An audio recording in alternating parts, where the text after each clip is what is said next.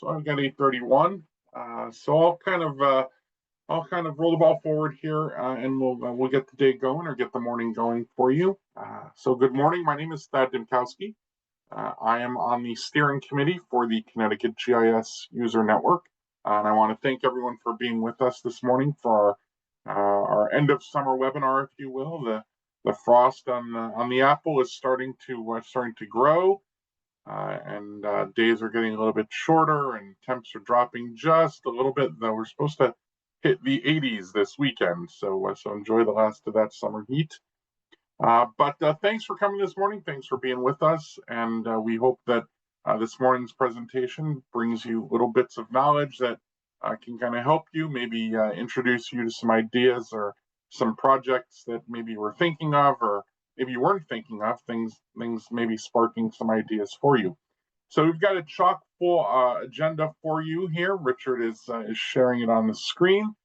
And so we're going to start off with Richard. Richard's from the Naugatuck Valley Council of Governments down in Waterbury. I've known Rich for quite a few years. And Rich is going to be talking to us today about open space planning and some initiatives down there in Naugatuck Valley. So with that, Richard, I'm going to toss it to you, my friend, and away we go. Thank you, Thad. And do you see my presentation, or do you still see the agenda? Nope, we're seeing your shared ground presentation, so we're good to go. Okay, just the Zoom thing didn't move. So good morning, everybody. So NVCOG has completed a regional open space inventory, and I'm here to talk about it and how we completed such a large task for 19 towns. If you're unfamiliar, Naugatuck Valley Council of Governments is 19 towns, Waterbury being the largest, covering 4 counties, 4 urban areas, great for other kinds of analyses. And we have the Naugatuck River as our main stem, along with Route 8. So our original open space information was really just compiled by towns and Naugatuck Valley Council governments doing mapping for them, and it was just whatever the towns told us is what we had mapped. You know, if they said this parcel was open space, it was in their map. There was no verification. There was a lot of inconsistent information. And like I said, it was just some towns it was just they stated it, we put it in the map. Other towns actually had open space conservation commissions that actually kept a good inventory. So, and then other towns still have no idea what their open space is. So we did this through funding from the U.S. Forest Service. We received $92,000, which was half the ask. So we decided to do the work in-house. It involved 3 different departments at NVCOG. It stemmed out of environmental planning, but open space inventory lives in a GIS database. So the mapping data and technology department was involved. And because it required a lot of land record research, our community planning department was also involved. We tried to do it under 2 years, but we went over a little bit.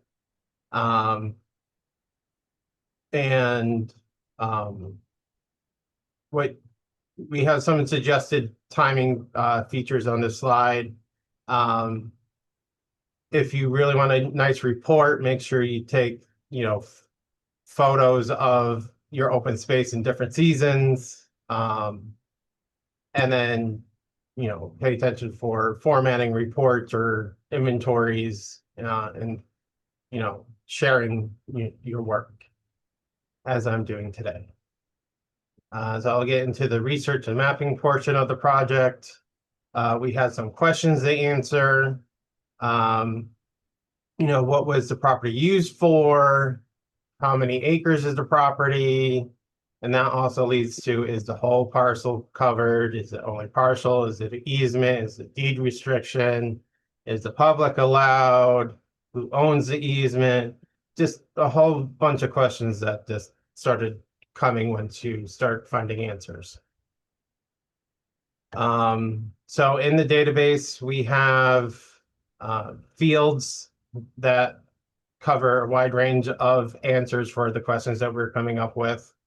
Parcel identification, map, block, and lot to identify the property and land records, but then we have the unique ID to combine, so we could join CAMA information for the open space. That's where we get the address for location and the owner information. And then for the ownership type, that's sort of how we symbolize, one way we symbolize the open space. So we do it by, if it's owned by the federal government, mostly Army Corps of Engineers, whether the state, actually mostly deep, we didn't really count DOT as open space, whether the municipality owns it, or we also found out that other municipalities own land in other towns. So we wanted to identify that, whether it was owned by a land trust or a water company, and then by anybody else, which we considered private owners. And then how it was protected, whether it's deed restricted, easement, if it was water company, if it was class 1 or 2. And then there was sort of assumptions of protection. If it was owned by the federal government, if it was owned by the state, it was assumed protected. And then there's also, when this idea came from our community planning department, if there's open space in the POCD map, open space in the POCD, there needs to be an open space map. And if it's in the POCD, technically it's protected for that time frame of the POCD, so the 10 years. So we consider that as protection. We did not consider the PA 490 assessment for taxes as protection because they're based on owner, not property. So if someone sold the land, that 490 assessment also leaves. So it's not protecting the property. Then we also wanted to know the acres, which parcel acres was from the CAMA database, GIS acres was from the geometry, and protected acres was from any of the land records. So if it was, and sometimes those three never matched. And that was fun trying to figure out which one was the true one. I have to move my screen. Who owned the easement, the land record book and page, the ones with the asterisks, sorry, I forgot to say this at the beginning, are the ones that we definitely needed filled during their research. Anything else was, everything, other fields were like, if we found it, great. If we didn't, we don't have the time or money to waste researching it. Primary function, what was the primary use of the open space? Was it conservation? Was it a cemetery? Is it historic? Yet again, water company. Is it a park, state park, forestry, or a golf course? Secondary uses is basically to highlight the different primary functions, whether it's accessible by the public or not. And then for the verification, we had two fields, because we had the starting inventory, we wanted to, we already had it. So we wanted to, if someone researched it, it was verified, they put their initials in. So those are all fields. The research process, it was contacting the towns, town clerks, doing online research if the town had online records available. If not, going in person, or if we couldn't find online, going in person. And then after they did the records and they collected maps, it was do GIS refinement.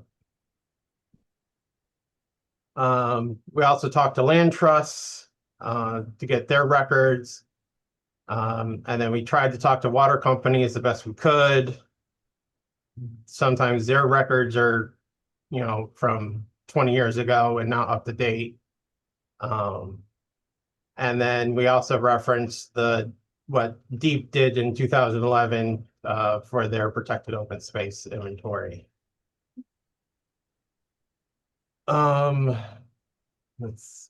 So like I said, the online database was easy to use sometimes, but when you went to one town, you went to one search field and you were able to put in the map number, able to find it. But if you go to the next town and use the same search field, you get no answer. You have to actually use a different search field. So it was a lot of nuances to searching records. And then going in person, going through old maps, going through the actual record books to find the actual page, touch the paper, and take photos so we could have digital scans. And then just researching also came up with issues. We have it from the original inventory. We had an easement, but we're not finding any record of an easement. The map, that there's no open space text in the deed, but it's on the map, but what the map doesn't say, or sometimes the map doesn't match what the deed says. So there's some headaches that came across, developed in 2 years. And then on the GIS side, there is, like I said before, acreage mismatch. We had to add a lot of new parcels. We split a lot of easements because originally we had the entire easement mapped, even though it crossed multiple parcels. So we edited it so the easement fit into each parcel.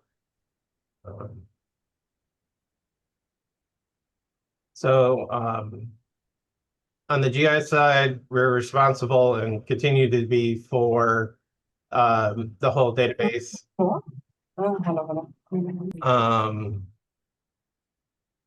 It was based off of sustainable CT, but as I said before, as we were working through this project, a bunch of questions came up, so there's fields reflecting all the answers we wanted. We're also doing, mapping all of the easements or open space in subdivisions. It required a lot of georeferencing to get the open space. And then I created a bunch of viewers. So when the project started, I had a viewer just for what we had.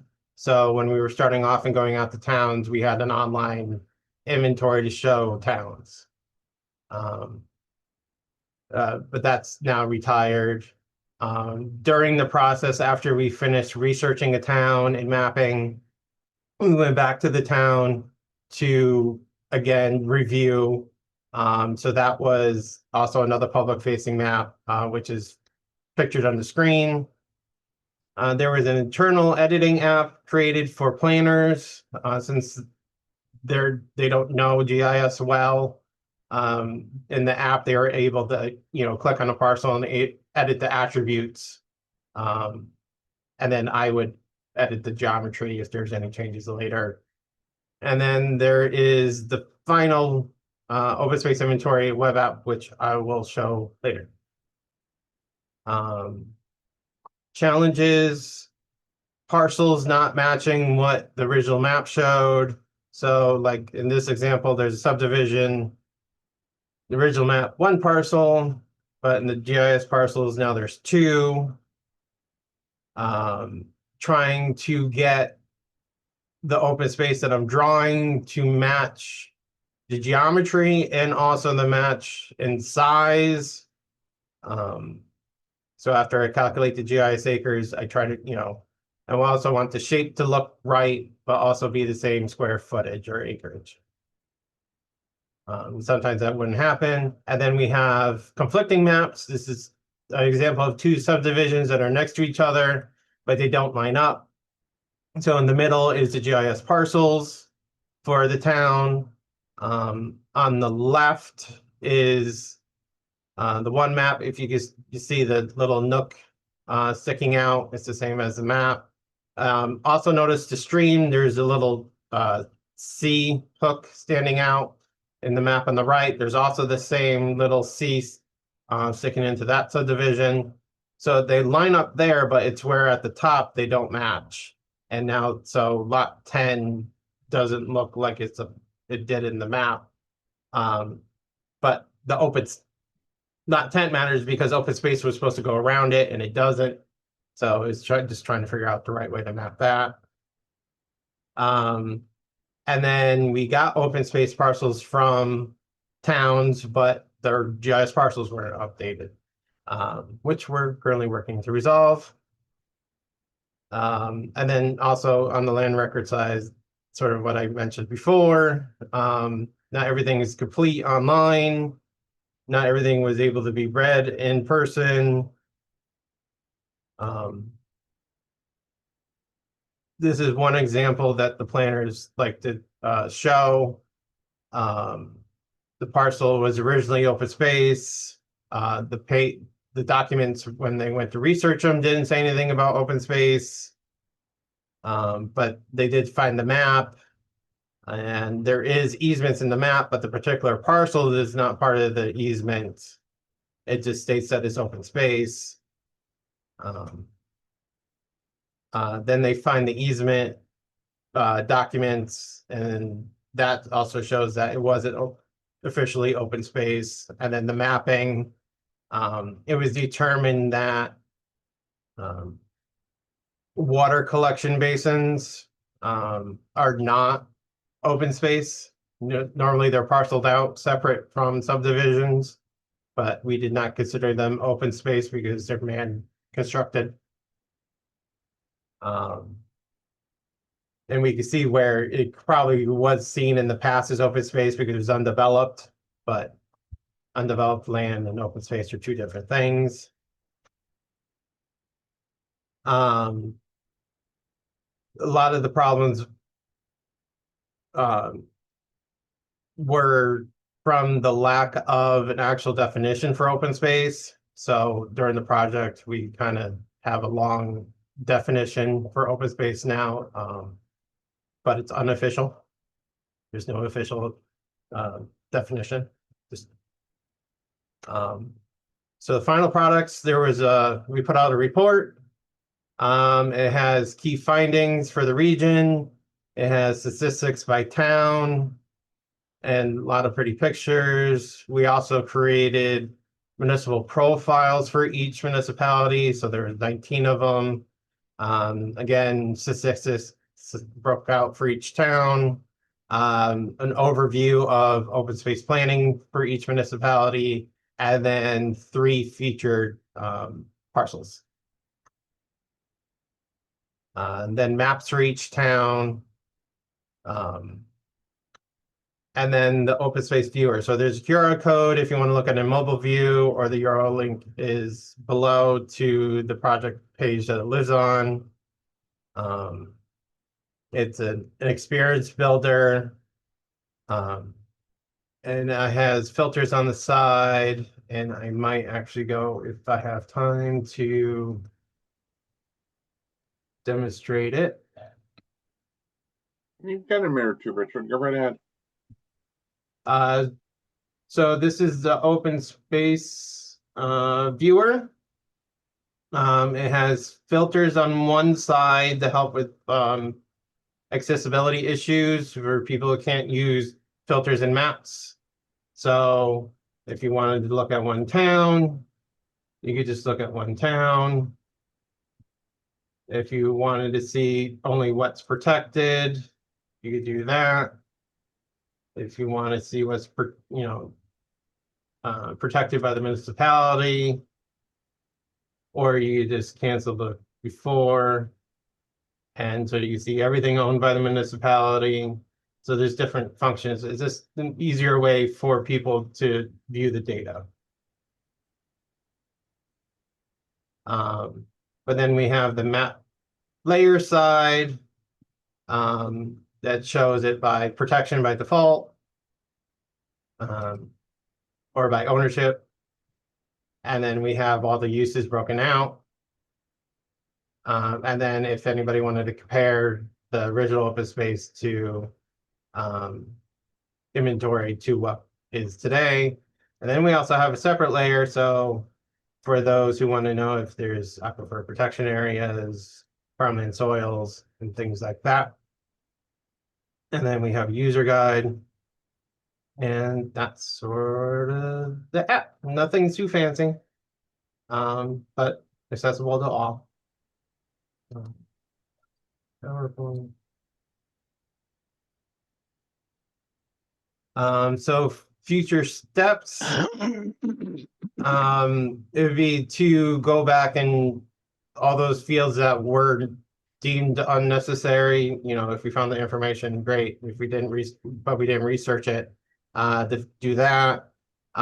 Look into the federally and state-owned land. Like I said, they're just assumed protected. And the same with the municipality, and try to work closer with water companies, but we'll see how that happens. And there's still some teeny easements that still need to be split. And then we also wanted to expand this inventory into a plan to help our municipalities plan for the future of open space in their towns. And work with land trust better, because land trust is assumed since they own it, it's protected, which is untrue. And then we also want to do walkability analysis, so to see if anybody's underserved by parks and open space access. And that's my presentation. Any questions? Looks like Nick McNamara has a question here. He says, is this all open space, open to the public, or does someone have some of it have restricted access? So that is one of the questions that we want to research further. If we if we found it, if it's town park, it has a domain of either restricted access, unrestricted access, or no access. So if it was town park, it was restricted because usually they're closed after dusk. If it's water company land, class 1 or 2, it's no access. So those were assumed, but nothing, didn't have time to actually research full access for everything. But this is open to the public, so if you click on one of these polygons, can you see what level of access there is? Like if I want to go for a hike and I live in this area. Yes. Okay. It just might not, not all parcels have that information. Okay. Are the other COGs, do they have similar data sets or portals like what you built, or do you think yours is the first? So I know one COG a long time ago did an open space inventory, but I believe NVCOG is the first to have a full regional inventory. I could be wrong, but. Awesome project. Thanks, Rich. Thank you. All right, any other questions for Richard? All right, Rich, I think one of the things you highlight when you were going through kind of the process of putting all the data together is, you're kind of pulling data from all these different sources. Every town has different levels of data quality, trying to kind of piece together the puzzle. And sometimes we run into kind of these issues that may have flown under the radar for years. And so projects like this, I think, sometimes can be kind of doubly beneficial in the sense of the original goal, but then the alternative goal of kind of saying, oh, geez, we have some spatial issues here, we have some discrepancies, and maybe bring these to the attention of folks who may have not been aware that these kind of challenges or these issues were kind of lying in wait. The other challenge is that in some of these instances where it's, two border towns, they may not be aware that there's discrepancy between, themselves and their neighbor. So I kind of like projects like these because, from the regional aspect, it really provides you with a valuable tool of kind of being able to get that overview across the entire region. But from the local level, the smaller level, I think it benefits communities in the sense that it provides them with that insight to their data, right? It kind of forces them to maybe take a little bit more detailed look at their data and think about, those border areas, where they're supposed to match up. So thanks. I really, really appreciate that. Great presentation, great content. I think there was also a little bit of maybe even cartographer's therapy in there, sharing some of the trials and tribulations you ran into. So thank you so much. That's great. If anyone else has questions for Richard, you can definitely email him there. His email contact information is on the slide there. And looks like we have one more question here, asking if they can send you questions. I'm sure you'd be Richard, you're more than happy to answer questions from folks after today. Yep, shoot me an email. All right. Any other questions for Rich before we jump into the next presentation?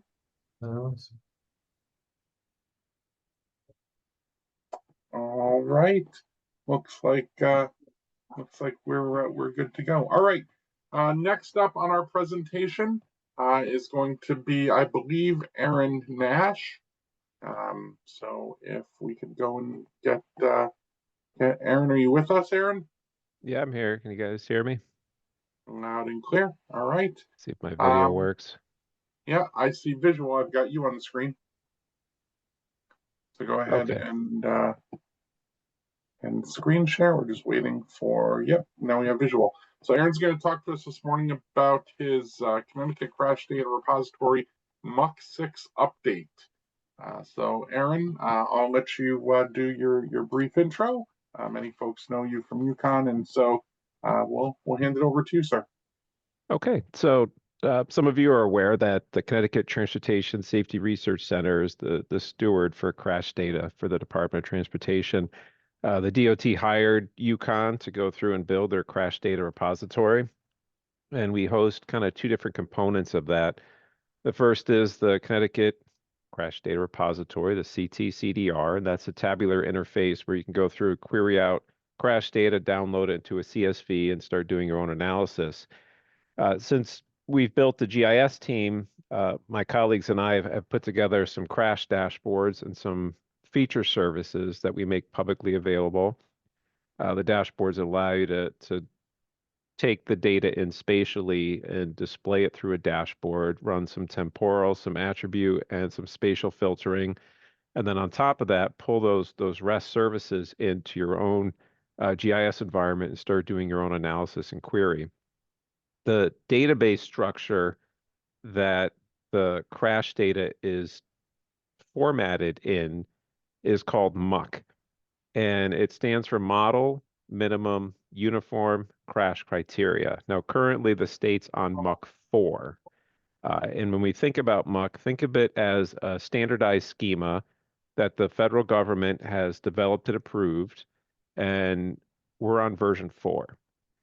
So version 6 was released, and version 6 includes some changes, but version 6 also came with some federal dollars. So if you're looking to update your state crash database, we had some federal monies that came through the Department of Transportation, and that money was then funneled over to UConn to kind of build out and manage the system.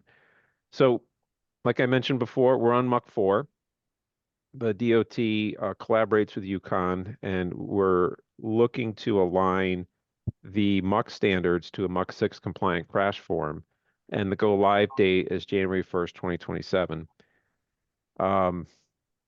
If you're not aware, the crash systems are 100% electronic.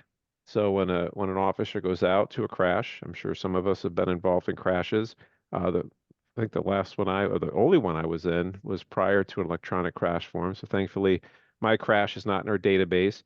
But when an officer goes out and collects this data, he's filling out a form in the field. That form then goes into our database. But I'm going to talk a little bit about the flow of data in a minute. But the 6th edition, what it does is it's an update to the MUX system. And as these officers are going through and collecting data, and the federal government is taking this data and analyzing it, they're looking at kind of holes in the schema, and they're looking at how can they update the MUX form to kind of plug these holes. So as technology evolves, we're starting to see more e-bikes and e-scooters out in the fields. Well, they're hitting cars and cars are hitting them. So we need to have a way to store this information in the MUX 6 model. So the MUX 6 now supports crashes involving e-bikes or e-scooters or other types of personal conveyances. Also, with the MUX, the federal government's giving the state money because they want our data. So having a standardized database schema ensures that when this data, this crash data makes it back to the federal government, it kind of aligns with their model and they can easily ingest it. So the MUX 6 makes it easier for electronic data sharing. The MUX format is important because it also aligns with other national data sets. So we do a lot of different linkage projects at UConn outside of just the crash data.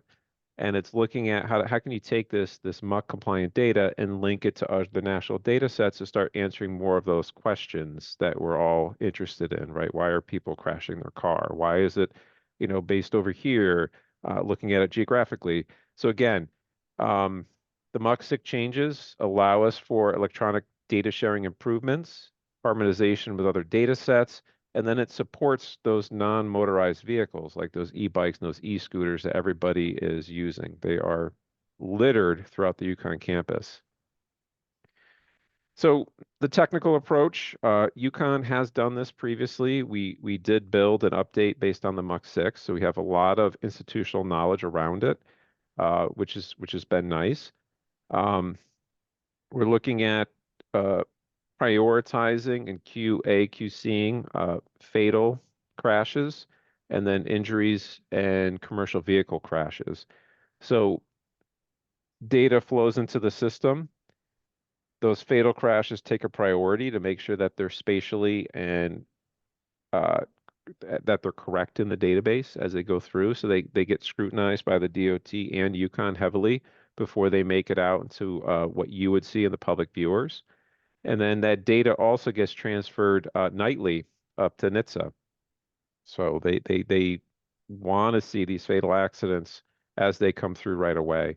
So there's a lot of prioritization and making sure the data gets processed timely. Now the flow of data. This currently, if you're not familiar with the crash data, the way it works is you're the police officer, you're out in the field, you go through and you fill out the crash form. That goes into the CAD system, the computer-aided dispatch system. And then from there, that gets transferred over to the Department of Transportation. They have servers on site that house this information. Now, there's a lot of personal identifiable information in it. So it's a protected lockdown server, like they're storing people's information, right? Your name, the VIN number to your car, the date of the crash, the injuries, right? If you had a passenger in your car, the passenger's name is going to be listed, their injuries will be listed. So it's a lot of information. Now, once it makes it to the DOT, our crash coders have access into the DOT environment, and they go through and they review every single crash to correct it. So they ensure that the GPS coordinates are correct, right? We're all geographers, or most of us are geographers. Other people may not be geographers, but we all use spatial data. So because of that, we want to ensure that the spatial accuracy is correct, right? If we put town Hartford, but for some reason it's not in Hartford, now when you do a spatial query, I want to see everything in the city of Hartford. If it falls outside that boundary, it's not going to be correct. So you need to ensure that the latitude and longitude are correct. And then they run through a number of different validation checks to ensure that the attributes are correct in the actual data model itself. So police department, DOT, we go through and correct it. And then every night that data gets transferred over to Yukon. And then from there, it goes out to our Yukon application servers. So there is some latency on how data moves through the system. But actually, here's kind of that crash coder system. So there are people at the DOT that go through and correct this. They review the fatal crashes and kind of those high priority crashes.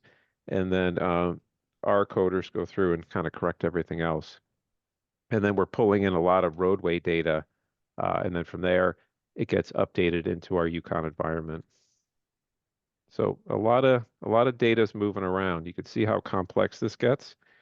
And you can see all the way down at the bottom, that's our Yukon crash repository. So it starts at the top and then it makes it all the way down at the bottom. So a lot of moving parts. So the alignment to MUX 6. Well, currently Yukon and the DOT have met and they've gone through the different parts of the MUX 6 database structure that they want to incorporate into the update. Because it's a national standard, not everything may align with Connecticut's interests. So because of that, you want to have these meetings with the end user to make sure that this fits within what their expectations are for the MUX 6 update. And then data quality. This is very important. And currently, we use a crash coding system that is quite antiquated. It is a desktop version that they have to VPN into the Yukon, the DOT environment, start making those changes. And there are a number of validation checks that are within the system itself. We're looking to expand on those validation checks, not have 30 or 40, but have over 100 different validation checks to ensure that when a crash coder hits submit, that it checks the geography against all the attributes and it makes sure that the data that's being entered is correct. So we're looking at integrating large language models and AI to do data consistency checks against the narrative. You have to remember, the officer is not only saying, hey, this crash is here at this intersection, putting in the intersection roadway, but he's typing out this long narrative to say, hey, driver 1 hit driver 2 at this angle in front of this Dairy Queen, eating ice cream. And so they make sure that that the driver actions within the MUX 6 data model support what the narrative is saying. So we're looking at, again, using LLM and AI to do some of those validation checks, but then also compare it again to all that great spatial data that the DOT's been publishing over the last few years that were not available when we started this in 2014. So now we have the full transportation enterprise database that the DOT's built. There are a significant amount of authoritative data now that we could then pull in and we do our data validation checks. So we've built an internal team. We have 3 developers on staff. We have a crash champion, and we are pushing forward with this project aggressively, and we're going to be building this system from the ground up at Yukon, and we hope to have it deployed by 2027. And this includes going out and training all the local and state law enforcement agencies. So updating them on the form, updating them on the standards, and then hopefully the end result is they have a simplified form they have to fill out, and that we do a significant amount of data quality checks on submission. And then the end user, like yourselves on this call, will get highly accurate, kind of, let's say, perfect data for your analysis and your research. So that's it. I am not the steward of the MUX 6 data. There's different project managers on this, but our goal with this is to ensure that we use all the correct spatial data on those validation checks. So my team and I will be participating in a lot of the internal discussions at Yukon, but it'll be a whole separate team that goes through and manages this project. So I'm going to stop here and then open it up for any questions. All right. Does anyone have any questions for Aaron? Aaron, I know that's working with us in conjunction with the DOT here. Yeah, it's a lot of data, but it's actually really interesting data. I think I know it provides some valuable information. I know there's folks out there that crunch this and get a lot of usefulness out of there. Any questions for Aaron about the project, about the crash data? Any questions that anyone might have? It's interesting because there, and I think you have to deal with, or the application has to deal with, I mean, you've got structured data, you've got unstructured data, kind of crunching it all together and being able to kind of provide, a level of accuracy within the data, I think is part of the challenge as well. Allowing folks to access and to be able to do that kind of analysis, especially the unstructured data, sometimes that can pose a real challenge. It can, and I'll give you an example of how data can get confusing. I was working with Krog. Krog was setting up a dashboard to visualize data that we publish to our REST endpoint. Now, we don't have region in our data model. So how would you then query data out if you want to get just kind of a subset of information? So the thought was, all right, when you take our feature service, apply a filter to it to filter it by town. Now, our dashboards do spatial queries. So if you have data loaded up into our dashboard, you could filter by Krog and get just the crashes in that region. Using that same data, if you filter by town and you select just I think it's 36 towns in the Krog region, you get like 5 less crashes. And if you think about it, one's doing a spatial filter, one's doing an attribute filter, and if the geography is slightly outside of the Krog region, you're not going to get the correct information. So the individual that was building this dashboard, that was a question. Right, why don't my numbers align with you? Why is it off by 5 crashes? Well, the reason is you're doing an attribute filter, we're doing a spatial filter, so geography is important.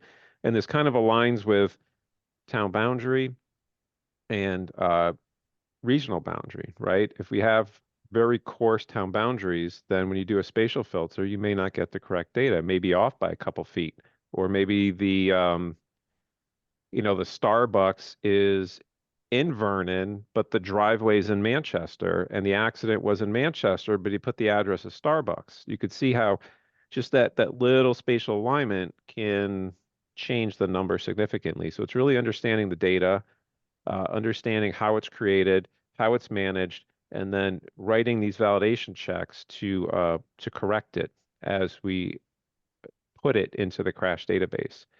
And we don't correct data once. As we go through and this Jen, my colleague, who's our DBA and the GIS division of CTI,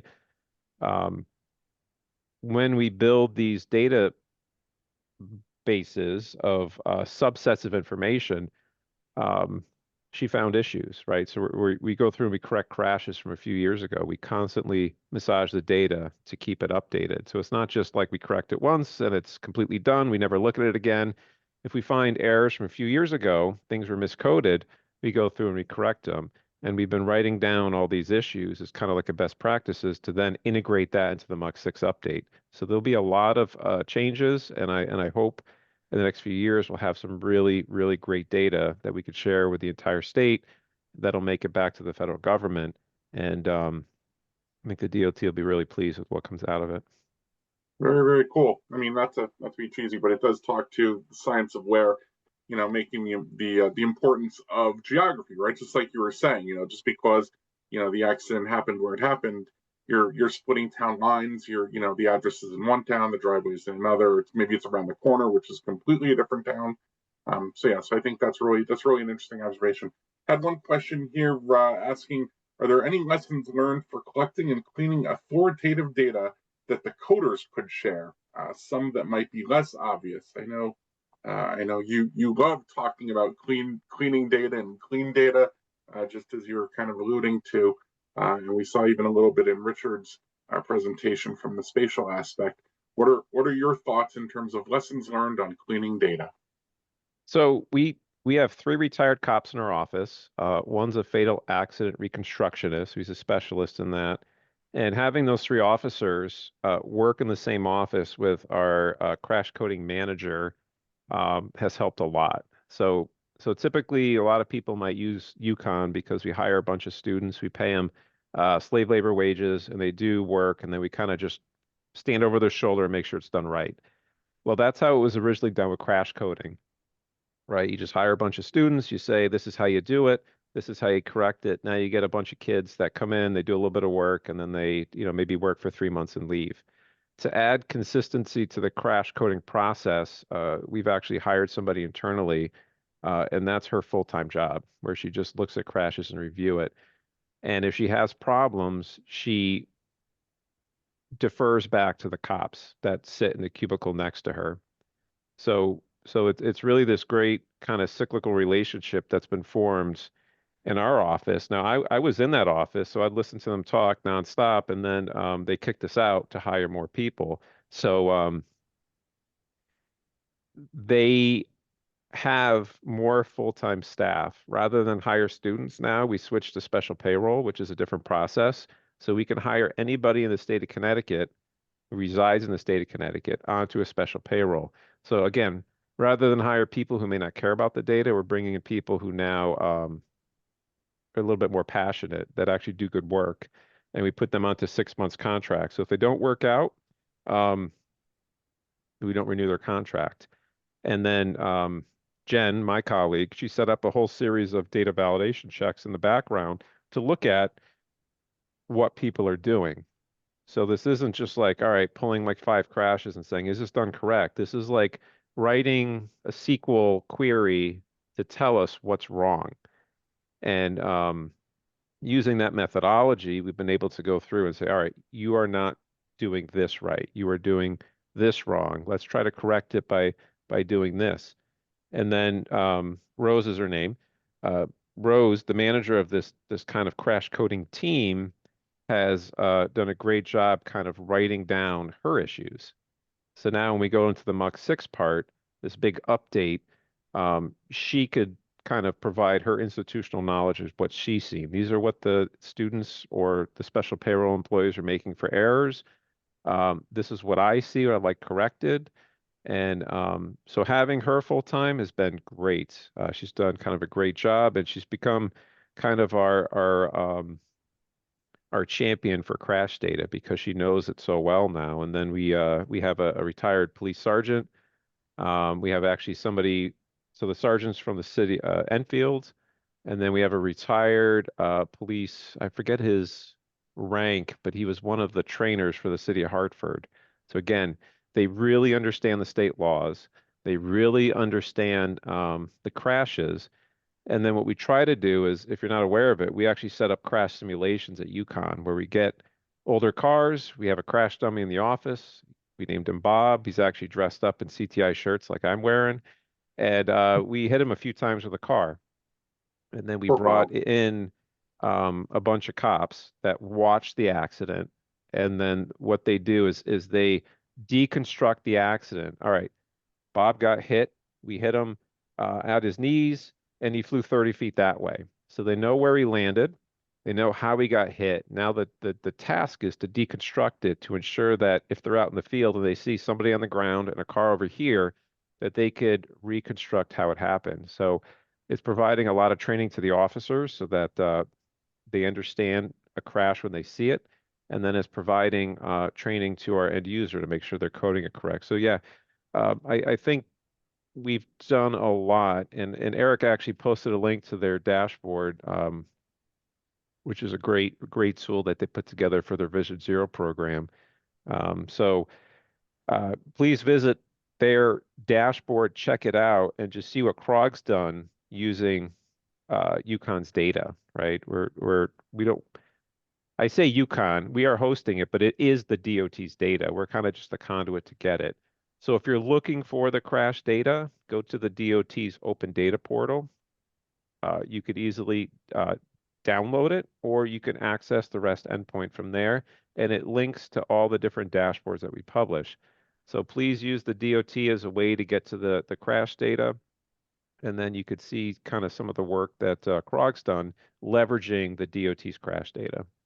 I'm gonna put Eric on the spot a little bit as a user and kind of accessing that data. And Eric, wondering if we can get a word or two from you just with regards to being able to I guess know that the data is the quality it is, know that there's so much effort being put into it, and how it's being ingested into the system for your uses, and any observations you have, Eric. Sorry, just a sec here. Only that working with Aaron on this and his knowing the stuff inside and out, and the best way that he talked about how to tackle the the querying out CROG out of the REST feed to make it work. Ryan in my office did majority of the work with Aaron on this, and he was not available today, but the experience was very positive, and it knowing it's the authoritative data set doesn't require updating because it's alive. I mean, although Aaron did say there's delays with some of it, but that's only to make sure that it's accurate. I mean, that it's been vetted 3 or 4 different ways. So, yeah, it's been great, and it gets used a lot, both by our internal staff and by our municipalities. Cool, thanks. Yeah, Aaron, I think you brought up two kind of ideas that I just wanted to touch on very briefly.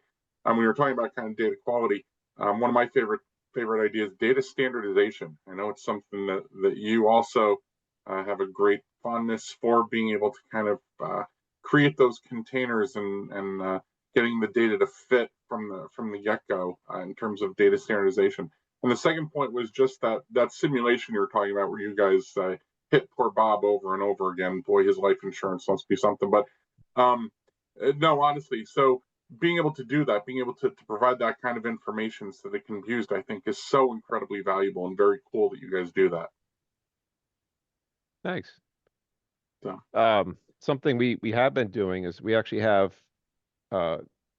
cables, connectors, and software to connect to modern cars too.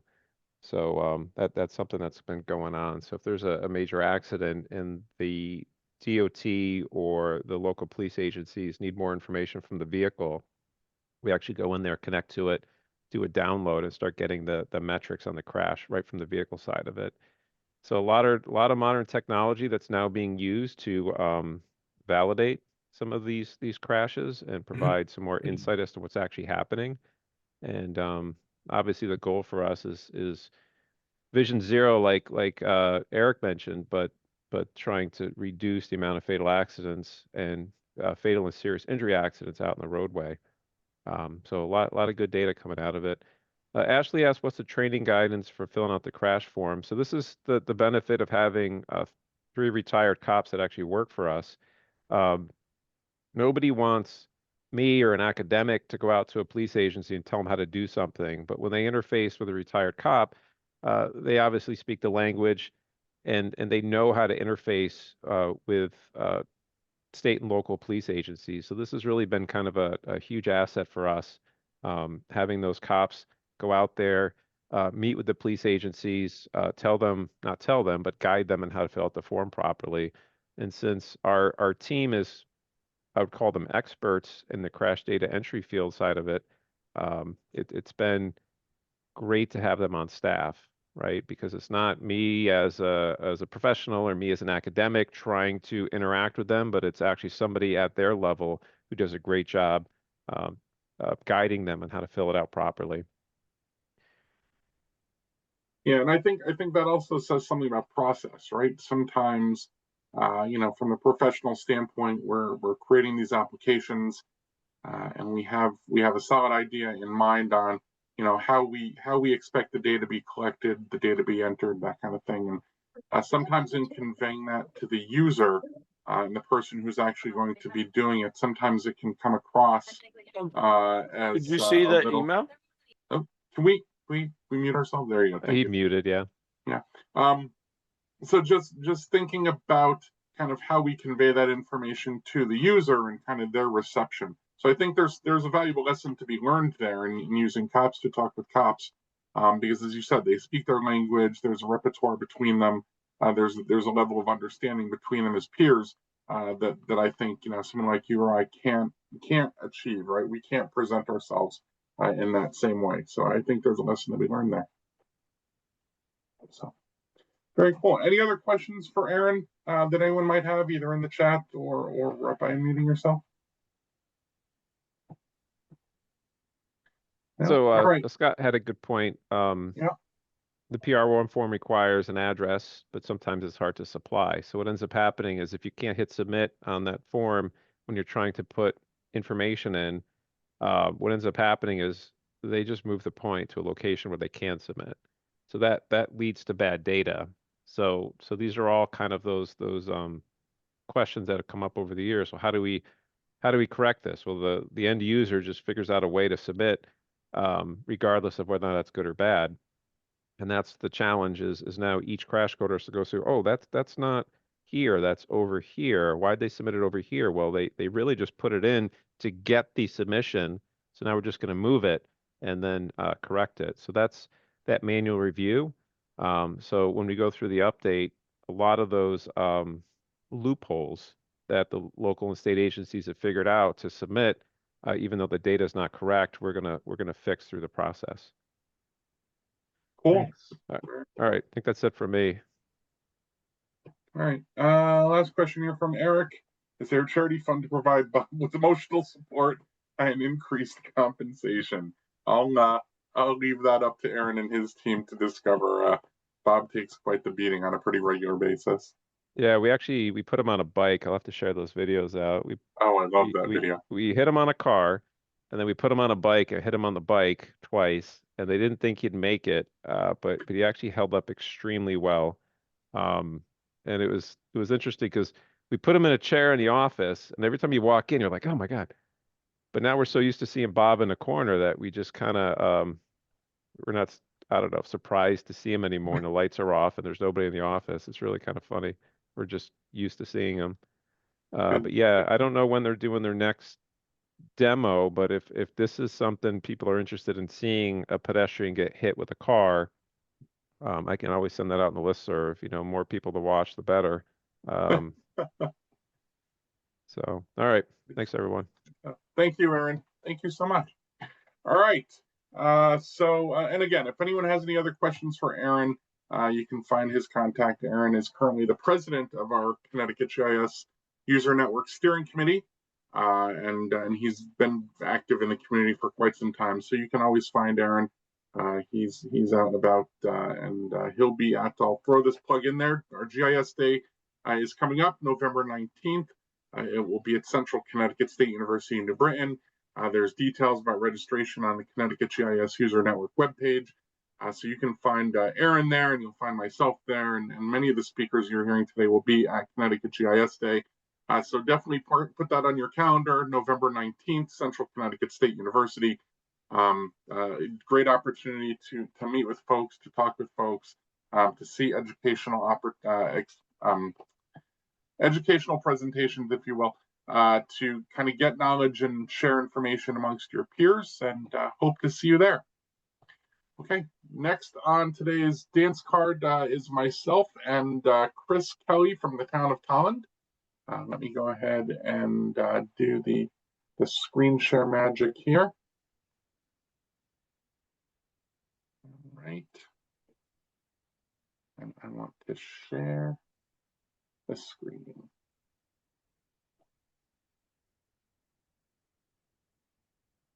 Okay, and we should have visual. So this morning, we're going to be talking from the town of Tolland, Connecticut, or at least Chris will be. We're going to be talking about a municipal cemetery solution that they employed starting a couple years ago. I was fortunate enough at the time working for a different employer to help them out with that. So we're going to go through it a little bit. So Chris, you're there? I'm here. All right. So I'll toss it to you if you want to give yourself a brief intro and jump right into it. Sure. Good morning, everyone. My name is Chris Kelly, and I work for the Department of Public Works in Tolland, Connecticut. Here in town, we have 4 cemeteries that we maintain. That includes the day-to-day maintenance of the cemetery grounds, like the mowing, the trimming, but we also take care of the burial services. And included in that process, we are constantly referring to the maps that have been used for centuries at this point in some cases. Prior to 2022, we relied solely on these very old maps. And, these are hand-drawn maps with notes jotted down in places, handed down generation to generation. Over the years, these maps have become increasingly fragile. And even in this century, we have continued to follow this model of record keeping with paper records, index cards, etc. And it became apparent that something needed to happen. We needed a safer and easier way to keep and access these records. And then in walked Thad. And So got us just to kind started. of give folks an idea of the conditions of some of the records that the town of Tolland had. You can kind of see here, this is one of their maps. This is one of the sheets they're using for kind of keeping all the attribute data. And again, this is pretty typical. Yeah. So town of Tolland decided they wanted to do something a little bit better. Chris, talk a little bit, if you can, about kind of, you know, what the record keeping process was, what the record keeping process was there in town previously to having a digital app. So we would have every burial plot written down on an index card as sort of our card catalog, and then we would go in and we'd have all these paper maps that we would look up any sort of record from that index card and just sort of reference it that way.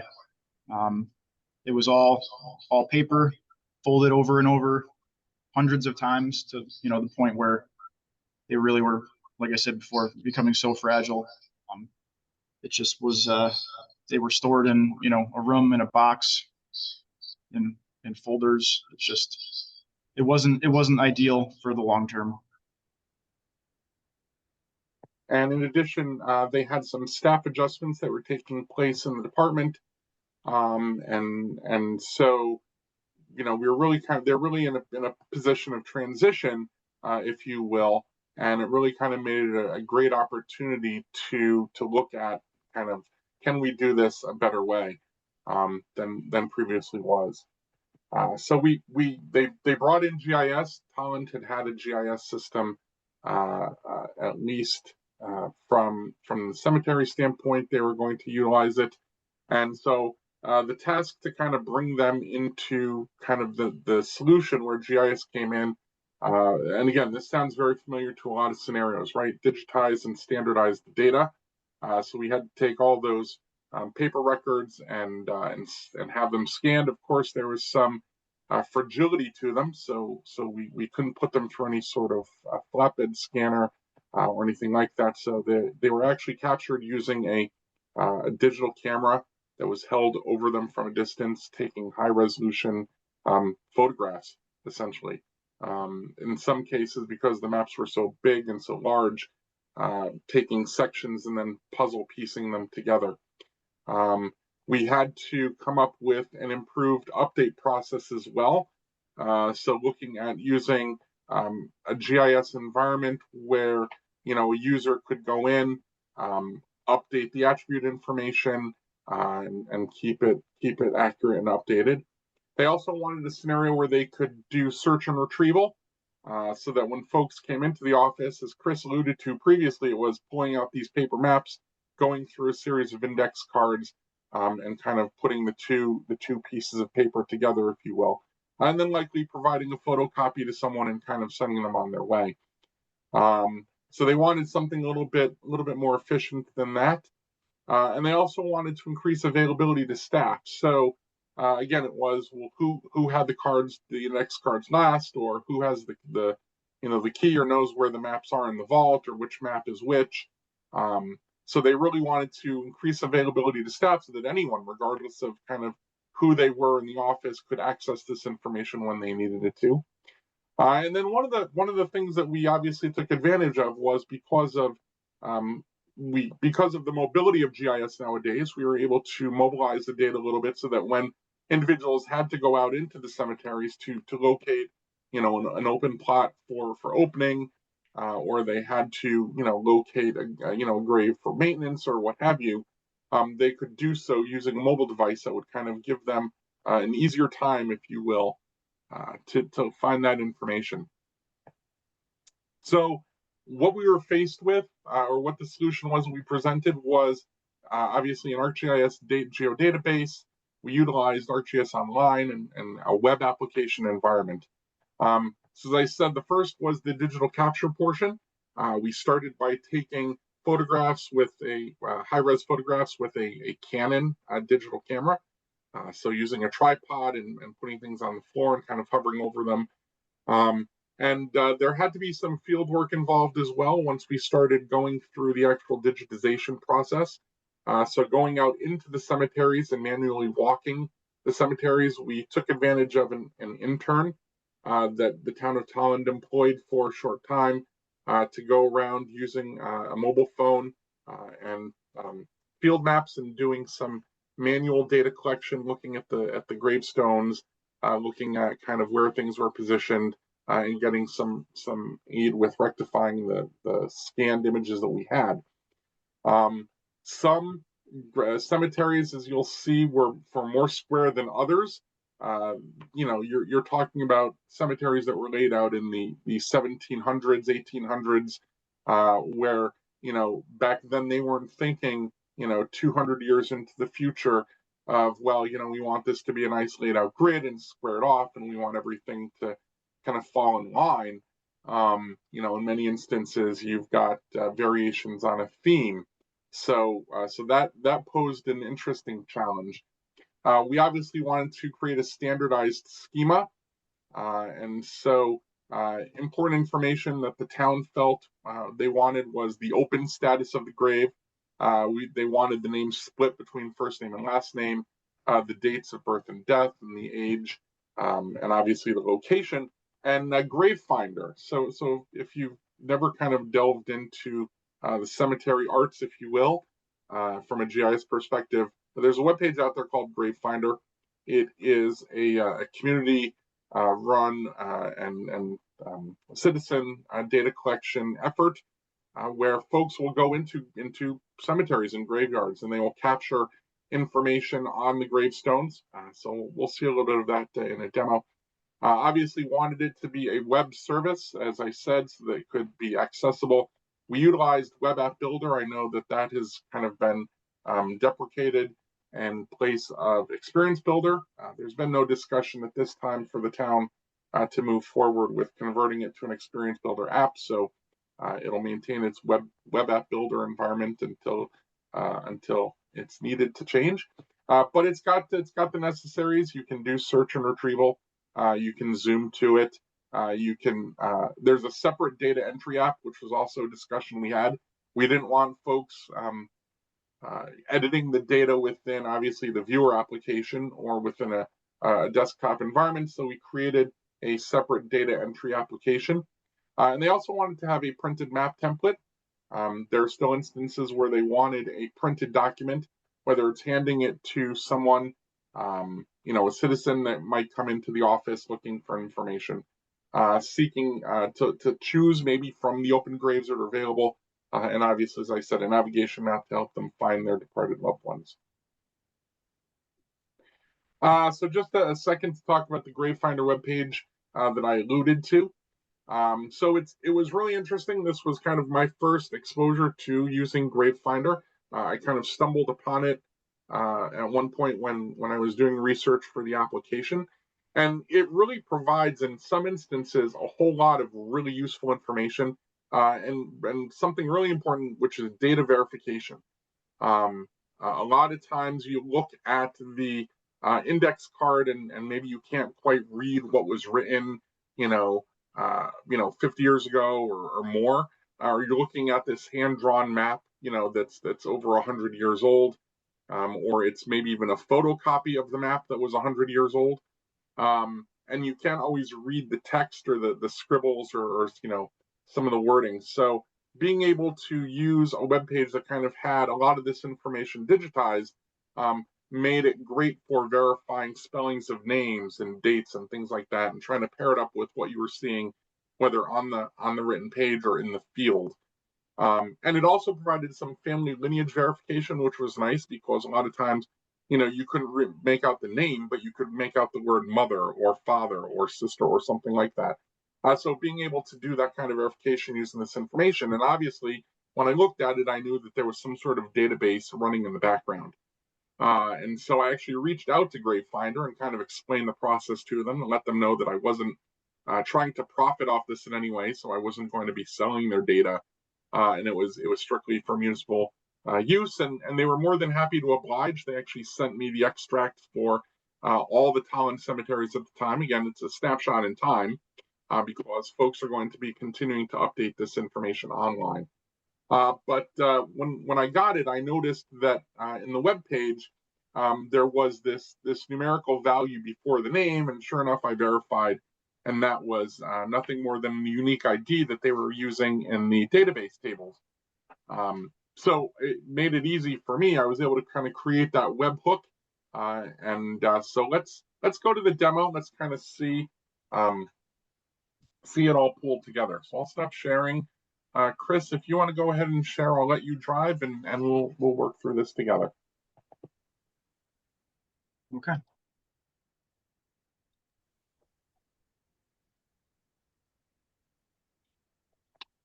All right. So here we're looking kind of at the front screen, and what we'll see first here, if we go to groups, and then go ahead and click on group content. There you go. You can kind of see. Here's the cemetery front page here. You can kind of see all the cemeteries represented. As Chris alluded to, there are 4 cemeteries in town: South, North, Valley, View, and we're going to go ahead. Yeah, and there's East, and so you'll see there's the Gravefinder application that we have. And just pause there for a second. You'll see, for instance, we have the data update edit app up just above it. So each one of the cemeteries has their own. So that way it's able to focus on just the data for that cemetery. So let's go ahead and take a look in North Cemetery. This was one of my favorites, believe it or not. It is one of the, go ahead and hit view up in the top there. It is one of the older cemeteries in town. And so, you know, being a bit of a history buff, it was fun for me to kind of poke around and look at some of these old graves. So you can kind of see as we zoom in, the data is zoom sensitive, so we'll see a little bit more information. But we got some buttons that were created. So let's go ahead and let's find, so typical, an individual or a family may come in looking for their loved one. So the staff would go ahead and say, let's search by name, right? That's the most obvious. I'm looking for my aunt or my uncle or my grandparents. So we've gone ahead and we've picked an individual. Go ahead and put that name in there. Yeah, so we're looking for, and you can kind of see we're using that drop down availability there. So let's go and let's look for Elizabeth Baker. And again, you can see Baker is a pretty prominent name. So it zooms right into the grave location. It provides you with the information there. So it tells you kind of the first name. Let's go ahead and choose Elizabeth again. Yeah. And click on Elizabeth. So there we are. So now we can kind of see there's information. We can see her maiden name. We can see her last name. We can see the condition of the grave, right? So the condition of the headstone. And again, this is something that can kind of be updated by staff. So it's providing some information there to them. And what I wanted to really note was, let's go ahead and let's click on that web link for more info. So here we're taking advantage of that Gravefinder link, right? So you can kind of see we're linking directly via that unique ID number and providing the information that they have there. And again, this is citizen science. So I didn't have to go out and you know, collect all this information. Someone's already done this. And scroll down just a little bit. This one's really interesting because they actually provide a scan of the page that shows all of the family members as well. So there again is another example where you can get that data verification and clarification. Maybe you can't read the names and dates on the tombstone, but you can read, you know, Baker, and you can read brother or sister or something like that. So here you can go and get a lot of information. So this is a really, really rich, a data-rich resource that you can use for this kind of thing. And it's great because it you know, shows you pictures of the gravestones. It gives you their dates. If you go ahead and click on any one of those, it'll go ahead and switch to that other page. So now here you're able to verify, oh yeah, I had another Baker on here and I couldn't make out the first name, but it was, you know, clearly the husband, and now I can get all the information and fill out those attributes. So really great tool. So we were able to kind of utilize this as a resource in the application and pull these two pieces together. Chris, why don't you talk a little bit about the experience of using the app and kind of, you know, how it's helped and how it's been going there in Tolland. The app has been extremely helpful on the day-to-day. If we have any, like for instance, as we were sitting here this morning, I received a message from a funeral home about, you know, a burial that they're expected to have next week. And years ago, I'd have to go to the town hall, pull out all this paperwork, and I can go right onto this app right here. I can look up the family plot. I know exactly where it is to communicate with them. That's just one example of this morning. But even we have people come in and they're curious, you know, they're looking for a plot from a family member from years ago, and it's super easy. We even have the app on an iPad, so we can go to the cemetery with the family and walk them through, and you know, show them easily and quickly, you know, where to go, how to find the spot. Cool. And I'm looking at the chat here, Scott. I didn't know about the Charles Hale collection. That'd be interesting. That's a resource the town might want to take advantage of. But yeah, thanks for that. Appreciate that link. So Will, you asked the question: is the tool public or hosted online? So right now it's in the town of Tolland's organization GIO RPS online page. They haven't shared it publicly. That was kind of their decision at the time. That decision may change going forward. But at the time when this was created for them, they were going to keep this internal only. There's still quite a bit of data that has to be edited and updated, which is an ongoing process. Chris, I know the admin staff there, when they have availability, they do work on putting in there, you know, you're talking about hundreds of index cards and going through each one and putting that information in. Yeah, there's a lot to it. So that's kind of our presentation. Any questions anyone has, or anything that anyone would like to know about the app or the use or the process? Hey, Thad. Yes, Nick. Yeah, I'd really like to talk to you about this maybe in a little more detail, because I wanted to do something similar and put it into the web GIS that I have for the town of Coventry Historical Society. But I did want to mention one thing, that there's another online database that is similar to Find a Grave, and it's called billiongraves.com. The database might even be bigger. And so if you're, you know, you want to bring in more information, or if you're missing some information, you might be able to cross-reference it there. I think it's sort of a similar crowdsourced thing. There's like GPS cemetery data and stuff like that. Wow. Yeah, no, I'd not heard of that one, Nick. That's really interesting. So maybe pass that information on directly to Chris. And Chris, you can maybe pass that on to the admins. They can take advantage of that when they're kind of putting in some of that information. That'd be great. How much time do you think this took? Like, you know, hours? Like if I was going to, like, you know, solo this project, you know, for Coventry, is that something like doable, or did you need like a team of people? Sure. And I see, Scott, I see your hand up. You'll go next. Yeah. So Nick, if I recall correctly, each cemetery probably took about 2 to 3 weeks of dedicated time. Wow. And I did it. So, you know, and again, each cemetery is going to be different. The most recent cemetery in Tolland was much easier because it was, you know, well laid out and gridded, and the tombstones were nice and easy to read, and the record keeping was much more recent. But the older cemeteries, really, you know, some of them you really found yourself spending some time physically in the cemetery, scratching your head, looking at tombstones, kind of trying to feel for letters, that kind of thing. So it really was kind of, you know, I would say 3 weeks was kind of the average, but there were definitely some extremes on both sides. Okay, and so you went all off the scanned data, like there was no like GPSing in the field or something like that. You scanned it in and then you checked everything. There was, yeah, no, there was some GPSing in the field, but it was difficult because some of the cemeteries were in areas where signal was not real strong.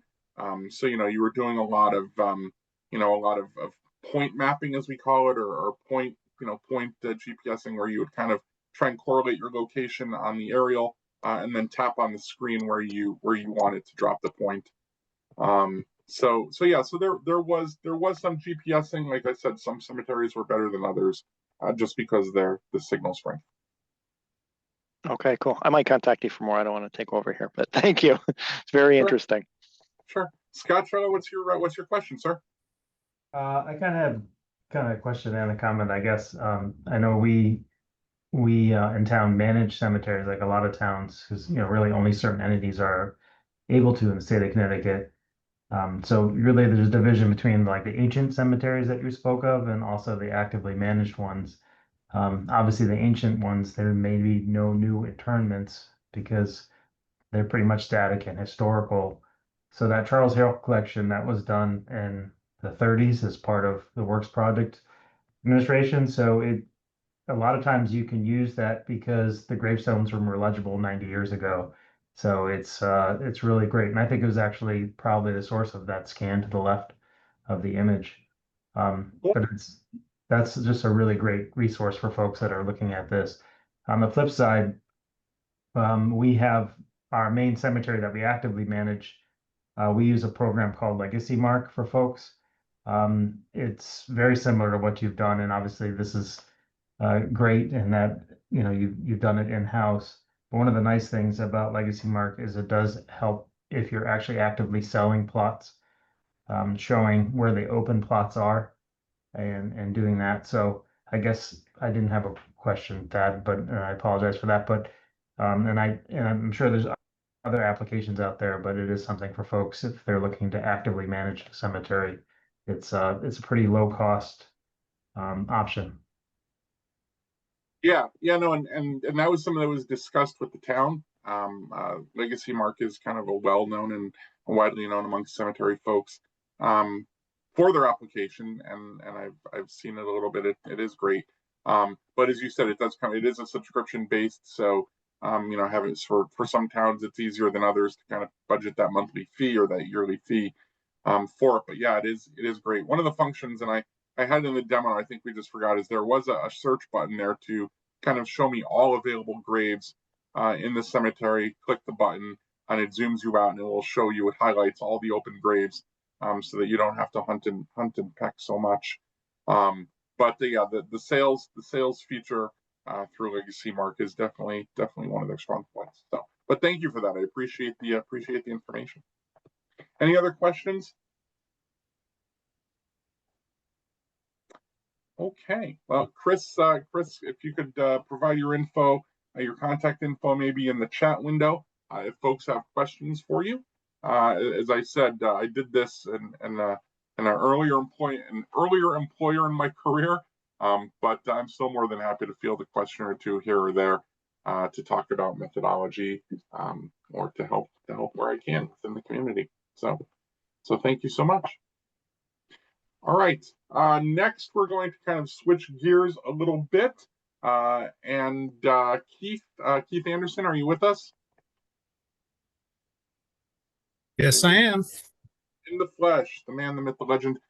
So Keith Anderson is here from Connecticut Natural Gas, and he's going to talk to us today a little bit about their utility mapping undertaking and some of the work they've been doing. So folks who are in the utilities who are with us, whether it's gas, electric, water, sewer, it's networked. So there's a lot of similarities. Folks who run a utility service and have customers and monitoring and things like that, this will definitely be applicable. So with that, Keith, I'll turn it over to you. You can do a brief intro and then away you go. All right, my name is Keith Anderson. I'm the gas GIS mapping and records manager for CNG, Connecticut Natural Gas, SCG, Southern Connecticut Gas, and BGC, Berkshire Gas Company. Basically, I'm here today to talk about a project that we did about a year and a half ago. So I will apologize. This presentation was developed a couple years back. So some of the information is out of date, and normally we would do a live demo during the middle of it, but due to corporate security for our IT, I can't go on to Zoom. So if this was Teams, I could show the demo, but since it's not, I cannot do the demo. So basically, this is our blazing a new trail for leak survey and compliance. For those who are not really aware of Avangrid as a whole, so we operate 3 states: New York, Mass, Connecticut on the gas side. We do operate in Maine on the electric side. Our gas side, we have a little over 1.5 million natural gas customers spread throughout Connecticut, Mass, and Western New York, which, that's about, 24.5K miles of natural gas distribution pipelines.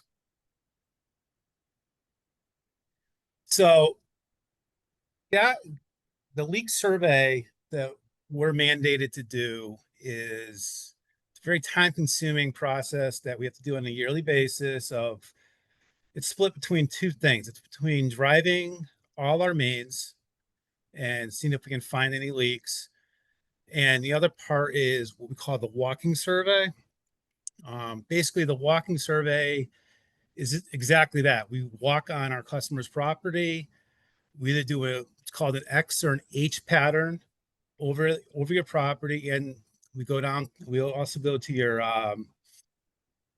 cellar line and search that just to see if we can find any gas leaks.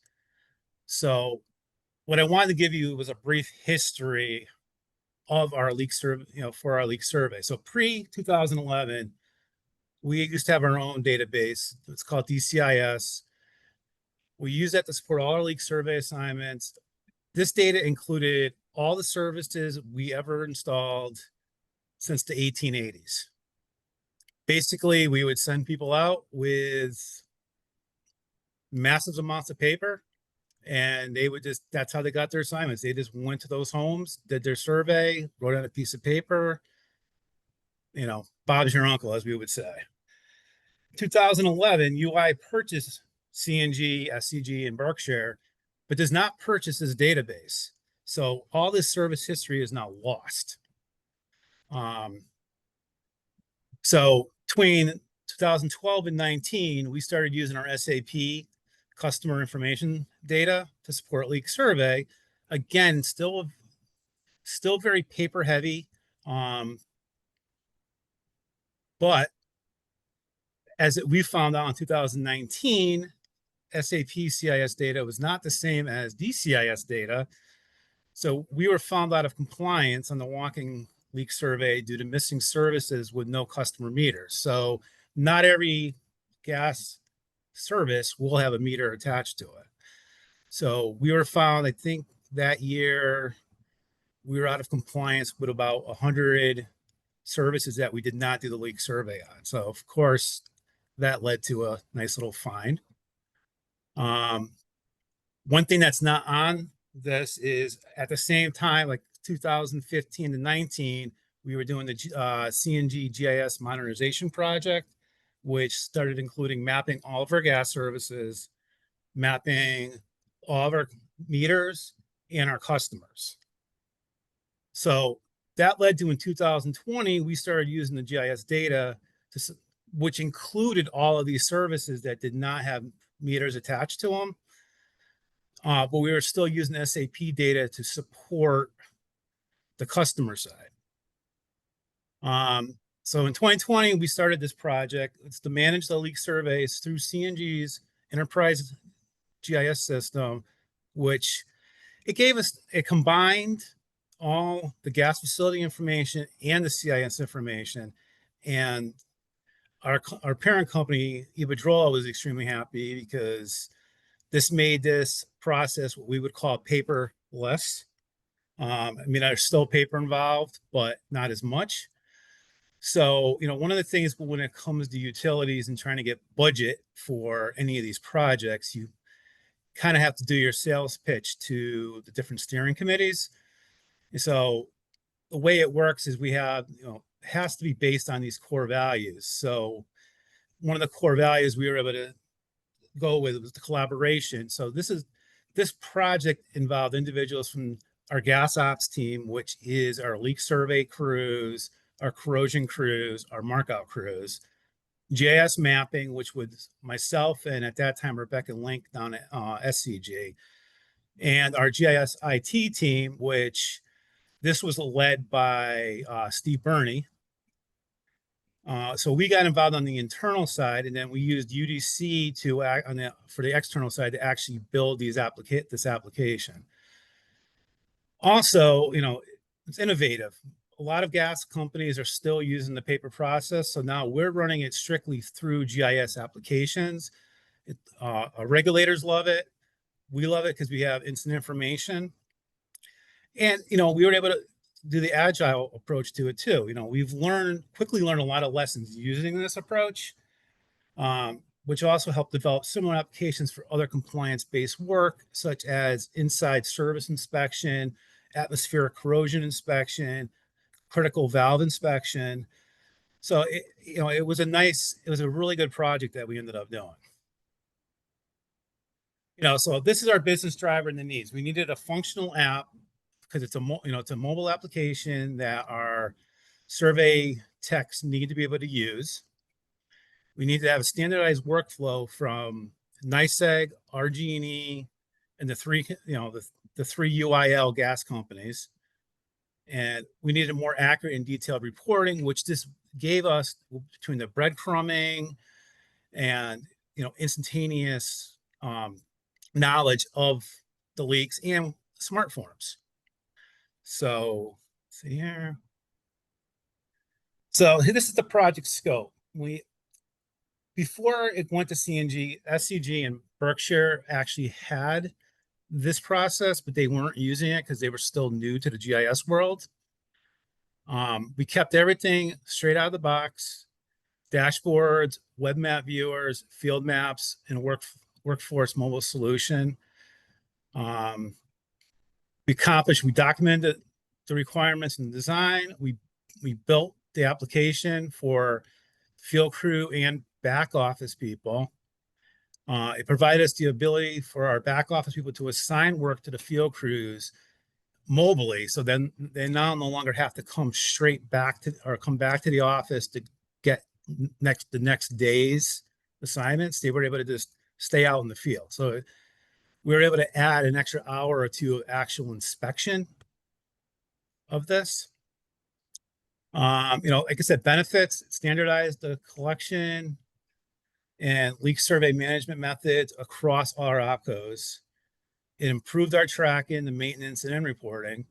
It also gives us the historical leak survey access. So this was another item when we were paper heavy. We need to keep current year +2 records for all this. So when you're thinking about all those, I'm assuming we do about 45,000 of these walking leak surveys a year. So now instead of having to keep 45,000 pieces of paper for each year, we are able to provide this information straight up just in GIS. And again, streamlines the field workforce assignments and survey collection. So these guys don't have to come back to the office. They can just start from their house, go to their assignment, do their job, go back to their house. So these are the different leak survey programs that are mandated by PHMSA for any natural gas company. So the 3 that are checked off was the initial use of this application. We've actually added in the cast iron leak survey. I think we're also be moving to the business district next year. That's about it on that one. So basically how it works for the walking survey for any company, I know it says CNG here. You have a one year work completion and duration. You have to do 1/3 of your territory every year for the walking survey. So that's where I say it's about 45,000 services you need to walk. The mobile main leak survey, every year we have to do 100% of the service territory. So I think with CNG, we're at roughly 2,500 miles of gas main that has to be driven every year for this leak survey. So this would be our survey workflow. So again, this is focusing on just the two walk in the mobile, not the cast iron. So the back office would assign the work to the technicians via workforce. The technician would be able to view the assignment within the field maps. So the enter equipment info. So this would be the grid that they're working that day. Starts reporting the breadcrumbs. So now we have a historic basis of saying, hey, we've tracked that. We know that this person went here to do the survey. If a leak is found, a GPS point is taken. That will be pushed back to our dispatch group, which would now create the leak work order in SAP. On top of that, if any AOCs, which is an abnormal operating condition, is found at any property, we will also do the same process of record the AOC, send that back to the dispatch. They create the AOC work order. And once they've gone through these steps, they mark the survey as complete, goes into our records. This is where I would be doing the live demo. Unfortunately, I can't. So I have a couple of screenshots. So this is what our back office people would be seeing. Basically, it's giving us, the percentage by town that has to be completed, what we've done, what types of leaks that were found. Usually, you're not going to find the grade 1 on this. It usually be grade 2s and 3s. Grade 1 would be the ones you see in the news, where is a gas main break. So 2s and 3s are the main ones found via this program. This will also note if any AOCs have been found, because with AOCs, we have within 6 months of finding that issue to fix it, or again, we're fined. This would be the reporting dashboard that basically our directors and the managers for this group would be looking at to see, what's going on in the field. And I don't remember what this one. So this one was actually not the management dashboard. This is what the field people are going to be seeing.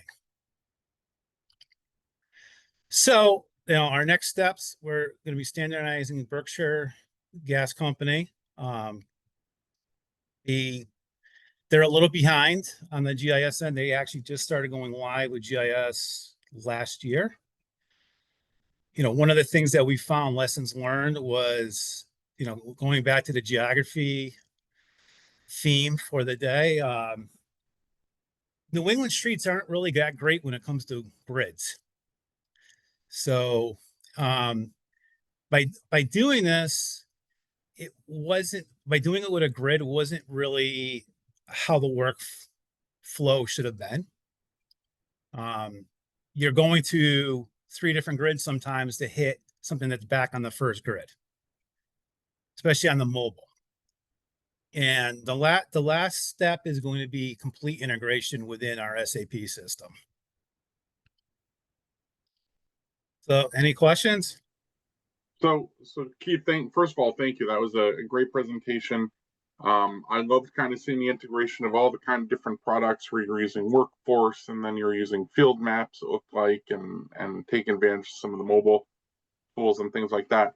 I guess my question is, have you noticed, because you've kind of been, through this process and you were kind of there during the before times and the after times, what kind of wins, what kind of successes, what kind of benefits have you seen from this undertaking in terms of efficiencies, in terms of just making things easier, making things faster? making it easier to find information, share information? So we have a hard window on November 1st where this has to be done, because that begins what we call the heating season. I can remember from 2011 to, I would say, 21, a lot of our technicians not being able to have Thanksgiving because they're going out there still and, doing this data collection. Now we're tending to be done around Halloween. Wow, that's significant. It came in very, very handy. So every 2 years, we have what's called a O&M audit with the gas companies. And basically, Connecticut Pura comes in and they're making sure you're doing what you're supposed to be doing. This is I think the first time that leak survey took less than 3 days. So I think they went in roughly a day and a half. So because of us having this historical data now with the breadcrumbs, we can prove without a shadow of doubt we've been to that property to look at it. Which before was always hunting, pecking through, like I said, 45,000 pieces of paper.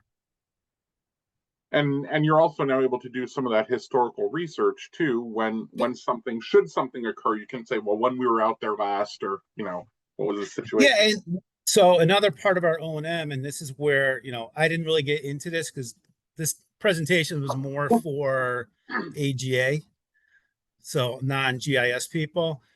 Using FME, we actually pull that data back into our enterprise GIS, because this kind of lives on its solo little property over here. Like, it's on its own island.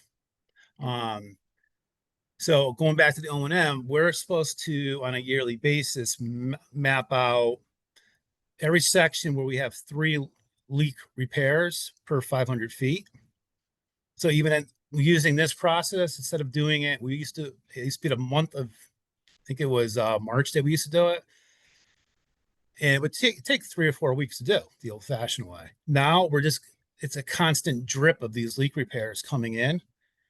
So we're able to maintain that analysis throughout the year. And that's what would drive what we call DIMP. It's our, main replacement projects. So what you're basically trying to do is take out your leaky old main for system reinforcement and, obviously community reinforcement. You don't want leaky pipe in the ground. So you've been talking, obviously your specialty is gas. Have you seen this idea being adopted by the electric utilities that you guys have up in Maine in terms of them maintaining their system as well? That's a good question. I'm going to tell you, I'm isolated from the electric side. Okay. So the way Avangrid is set up is really CNG, SCG, and Berkshire. We're kind of our own island. Mm-hmm. On that, when it comes to GIS, our New York group, which is the gas and electric, also does UI and Maine natural gas. And I'm not sure how embedded they are with the operations group. They seem to be more of a mapping and, data maintenance and producing paper maps group. Gotcha. All right. Does anyone else have any questions from the group or from the crowd for Keith and the process? As I said earlier, I mean, this is, obviously it's applicable to gas, but I could definitely see applications of this for whether it's electric or water or other utilities that have to kind of be mindful of the network and maintenance and repair and those kinds of things. Really providing some great metrics for monitoring and measuring performance and for, like I said, for maintenance purposes. I think it's a great application. So, any other questions for Keith from the audience? All right. Well, Keith, if you'd be kind enough, put your contact information in the chat window there. So if folks do have questions, they do want to follow up with you afterwards, they can reach out to you and get their questions answered. So, will do. Thank you so much. Appreciate your time this morning, Keith. That was great. So, all right. So we're at a point now. We're going to take a little bit of a break. So let's go ahead and let's take a 15-minute break. I have 10:15 on my clock here. So let's come back at 10:30. and we'll resume with the second half. We'll talk to you then. Okay, folks. So I have about 10:30 on my clock, and so we're going to get back together. Hopefully, you had a chance to check a couple emails, maybe make a phone call or send a message or refill your coffee cup or what have you. But I want to welcome you back to the Connecticut GIS User Network end of summer webinar. We've got a few more presentations lined up to kind of carry us to the end here. And of course, we'll end with some remarks from our State Geographic Information Officer. And we will also talk a little bit more about Connecticut GIS Day coming up. So we'll leave that teaser there, and I'll provide more info at the end. But our next presenter, very, very exciting, is Mr. Kevin Berger. He's from the State Historic Preservation's office, and they were fortunate enough to get a nod and a recognition at this past Esri User Conference out in San Diego with the Special Achievement in GIS Award, a SAG Award. We all know the reverence of those. So Kevin got to go and meet Jack and shake hands and have pictures taken and all those good things. We've asked Kevin here today to talk to us a little bit about the GIS goings at the Connecticut State Historic Preservation Office and their stakeholder advisory group updates. So Kevin, with that, sir, take it away.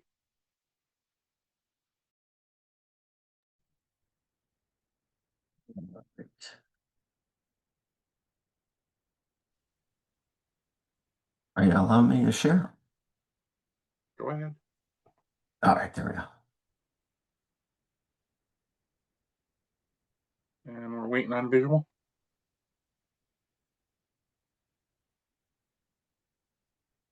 Got it? It's coming up. Ben, yes, full visual. Go right ahead. All right.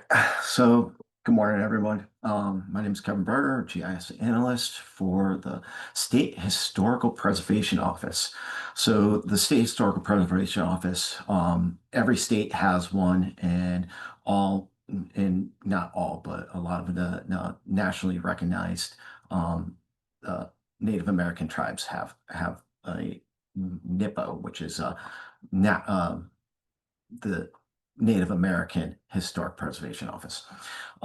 So our office has been around since 1955, and it was all paper up until about 2016 or so when they started actually scanning things after Superstorm Sandy. Guess I should move over to the next page. And then in 2020 with the pandemic, everybody was pushed out of the office, and all the hard copy records were it's publicly available, but people have to make appointments. But no one but personnel were allowed into the office. So to figure out how to distribute the data more easily, some of my colleagues started talking with companies, and they selected Dewberry to help scan all the records for the whole state and create an application for them. And my position is I manage CONCRIS, which is the Cultural Resource Information System, and then a few other applications also. So the SHPO office we retain all these historic, the National Register, State Register, and some other historical inventory surveys. And it's separate from local historic districts. But we do have some local historic district data, or most of it, but sometimes it's out of date, depending on the municipality that has given us the data. So our office administers a range of federal and state programs that identify, register, and protect buildings, sites, structures, districts, and objects that compromise Connecticut's cultural heritage.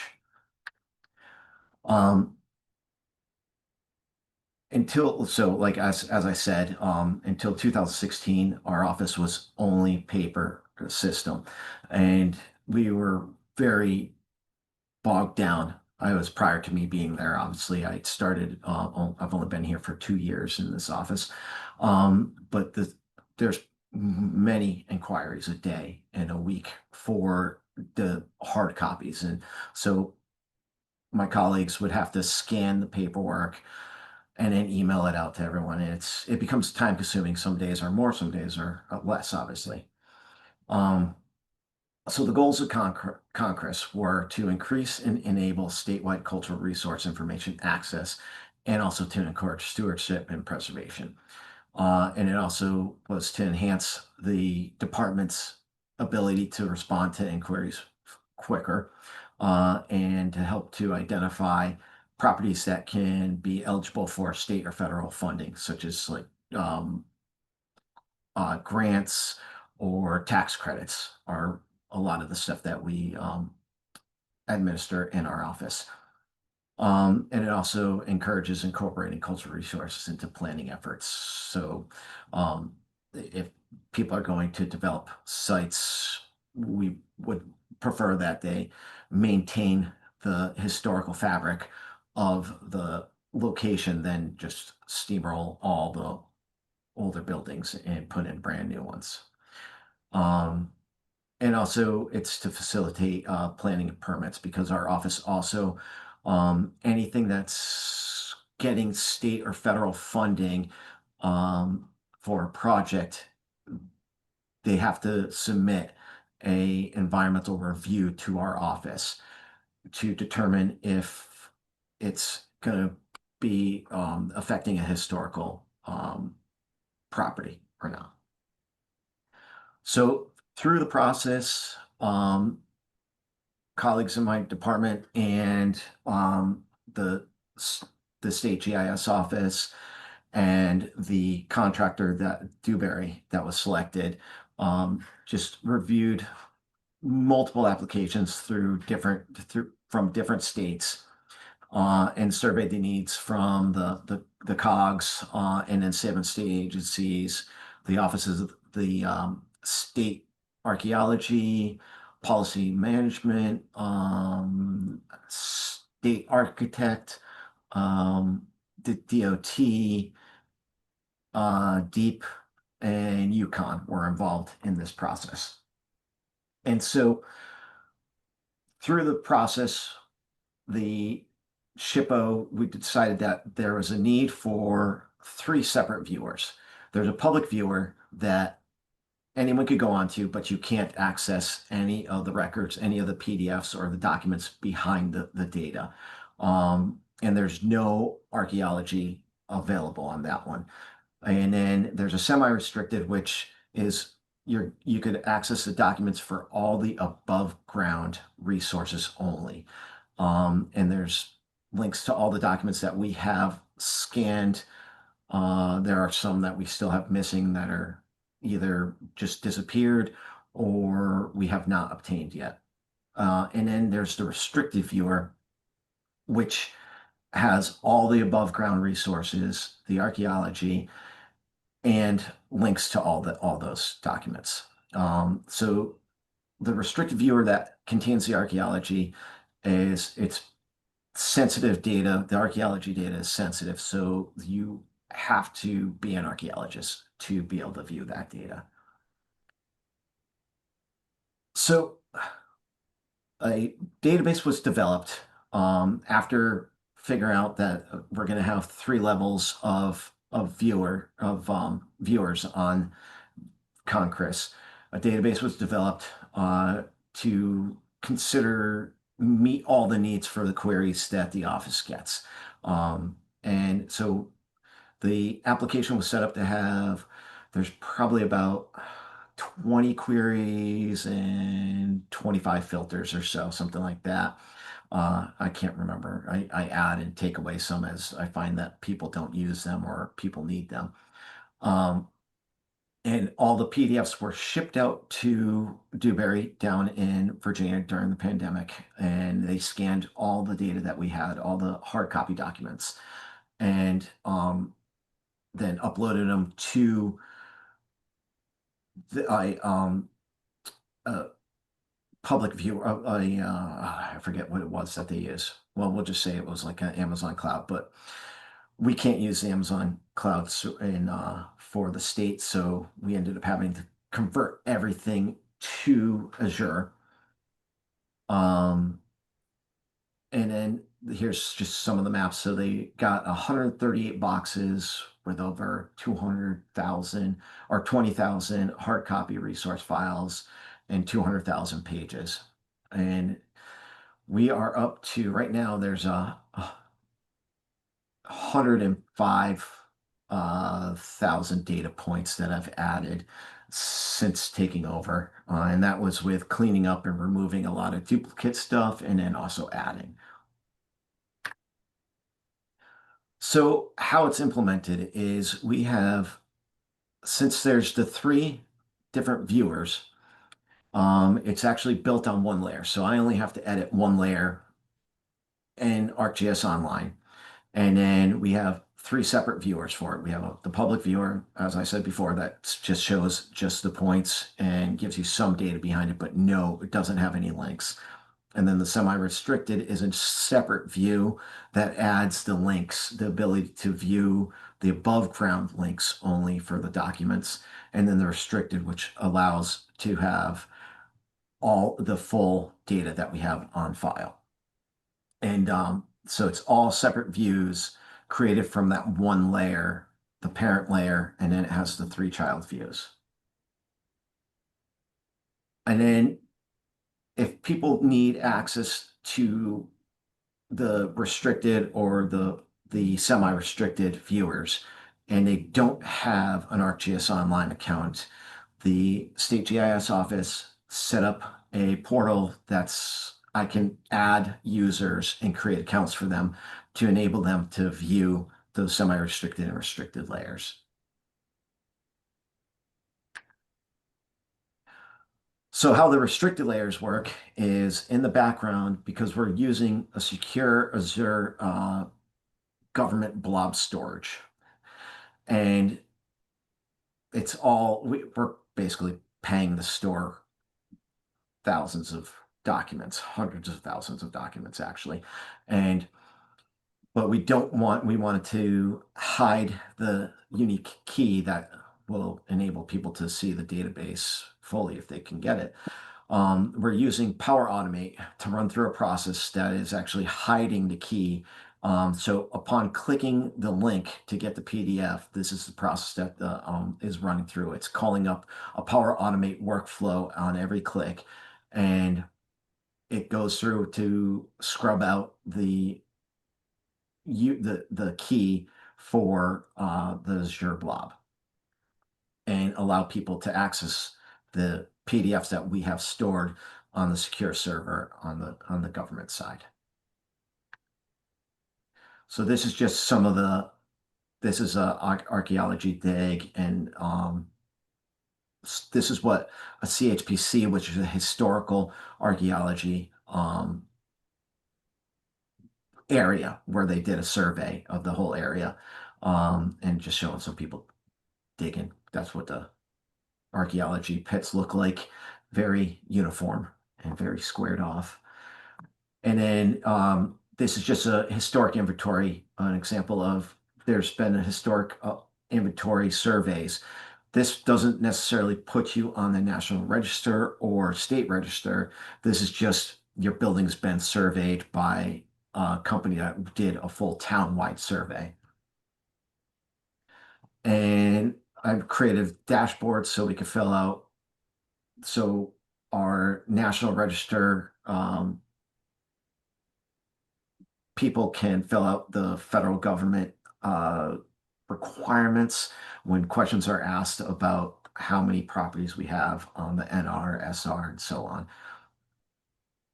And then I just made it so she can see building periods and what towns have the most, and kind of go through that, just make an easy dashboard for her to use. And then after, well, you could all try out Concourse with the QR code. I believe it still works. And then as a result of all the work that working with Dewberry and all the other programs that we're running. We also, this is the environmental review that we're doing. And so it's based on Section 106 of the National Historic Preservation Act, where, as I said before, federal and state laws require that if anybody's getting funding from federal or state, they must submit an application through our department. And we were used to get paper applications, and we would get so since this went live over a year ago, we probably have about 2,000 applications. Some of them don't need to be reviewed, but the ones that do need to be reviewed, they used to get it all in mail, so they would just get stacks and stacks of paper in the mail. And it was the paper form, and now we have just the digital survey form, and stacks of papers would just come through. And we're using Power Automate for this, very convoluted flows for these that break a lot. And sometimes they break because of Esri's side, and sometimes they break because of Microsoft's side. So I spend a lot of time making sure these are working. This one is just when the survey submitted, kicks it off, puts data into our Azure blob for the environmental review, and then also sends out emails to the person sending in the application, sends emails to the team that in the SHPO office that review the environmental reviews. And yeah, here's another Power Automate one. They just go on and on and on, and there's a bunch of repeats, and they're pretty involved. And when one little thing breaks, it's kind of time consuming to go through it and try to figure out what's going on. And then this is the back end, what the environmental review team looks at when they go through and they're selecting out the environmental, the items to review.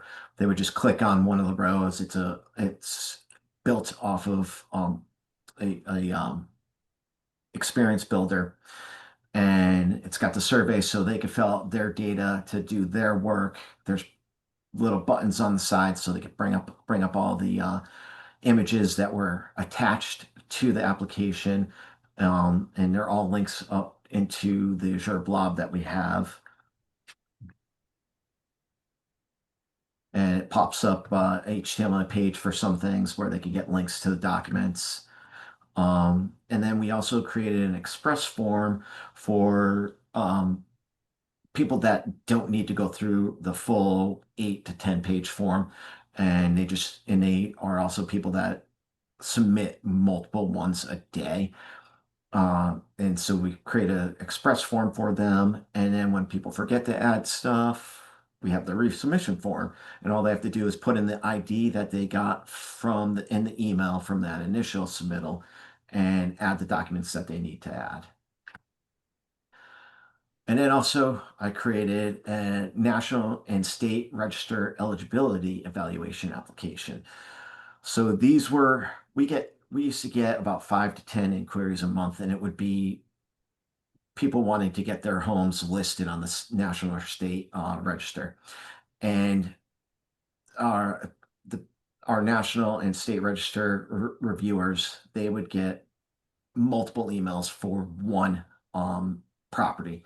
And it would be, sometimes they would get 5, 10, 15, 20. Some of them, there were 30 emails with individual pictures on every single email.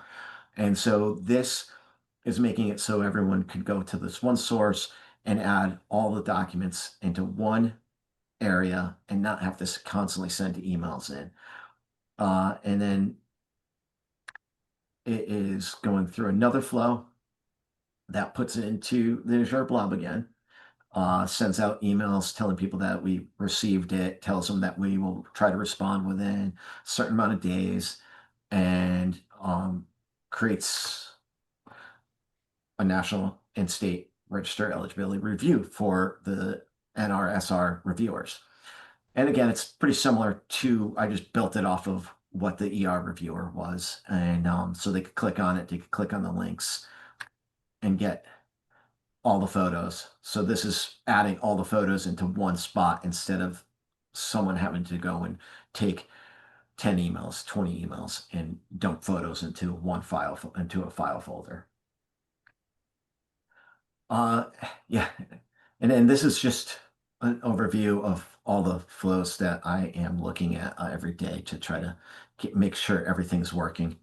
A lot, that's actually an old photo or an old clip because most of them are not, they're different now. So, and then I've also created another application for our team and the SHPO that does.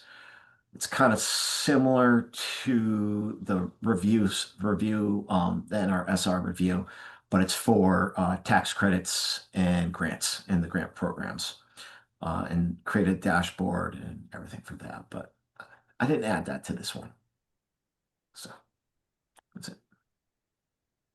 Oh, thank you so much. That's really cool. I guess it's a lot of information in terms of kind of all the work. I guess I want to ask most about, you know, you kind of came into this, you were talking about the paper and how much paper and all the different emails. What kind of efficiencies have these apps and the Power Flows added for your team in terms of just time saved and efficiency and making it easier to access this information?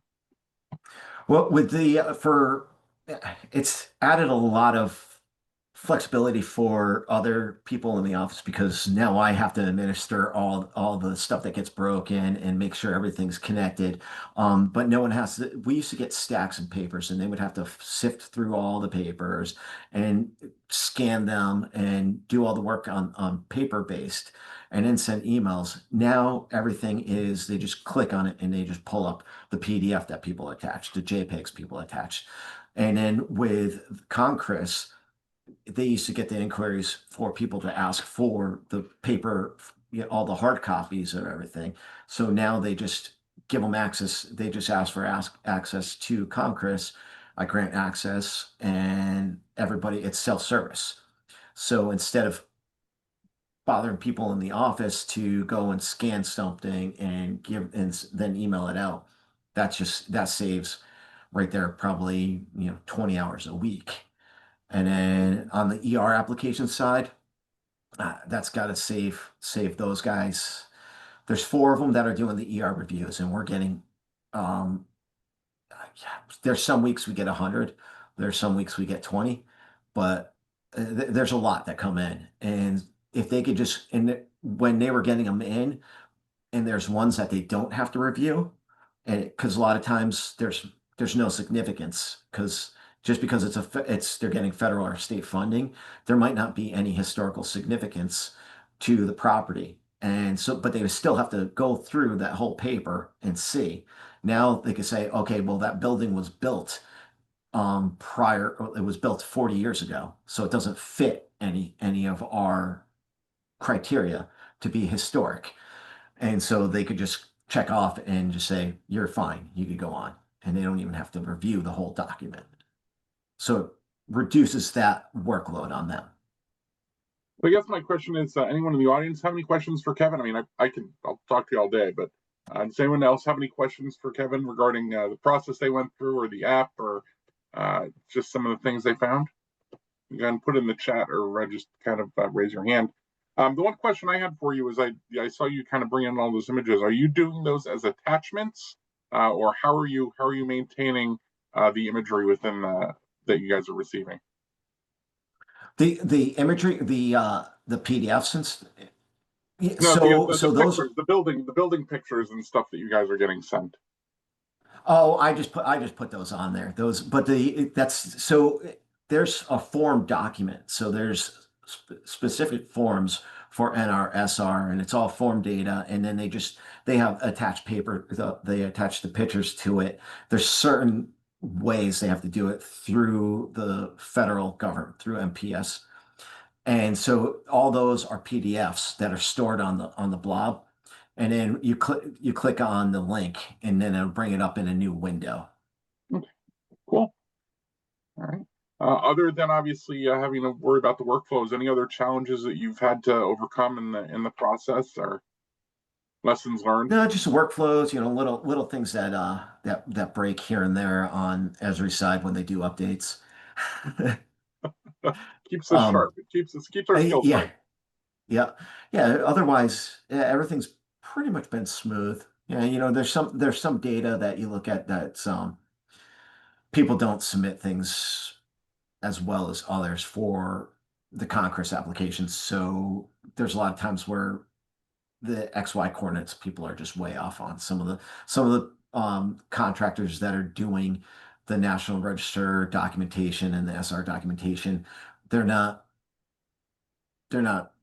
geographers. They're just regular consultants that are doing historical building like reviews, and so a lot of times that stuff is way off. So we'll have to send those back. Sometimes that will fix, or sometimes I'll just fix it myself. We have a question here from the crowd. It says, C. Keneally, how do you manage all the different issues with Power Automate? You've had some very wacky issues with Power Automate, also using Survey 123 application. So wanted to find out a little bit about that. So yeah, it's just go through and kind of pick through and fix it. So every morning I go on and there's Power Automate has like a dashboard where you can see what's failed the day before. And then I just go through and I'll fix it. I'll check, make sure I can fix it. A lot of times it's a connection issue. Sometimes it's because people didn't submit something properly, and then I could just send an email to have them resubmit it. But what I found is a lot of the old flows were based off of the Survey 123 connector. And now there's an ArcGIS connector that can access the Survey 123 data. And those are a little bit more reliable. So if you're using the Survey 123 connector and Power Automate, sometimes that will, after I forget 15 days, that connection sometimes will break and you'll have to reconnect it unless you set up another flow that hits that connection every week to make sure. So I have that going too. So I've been pretty lucky as of late.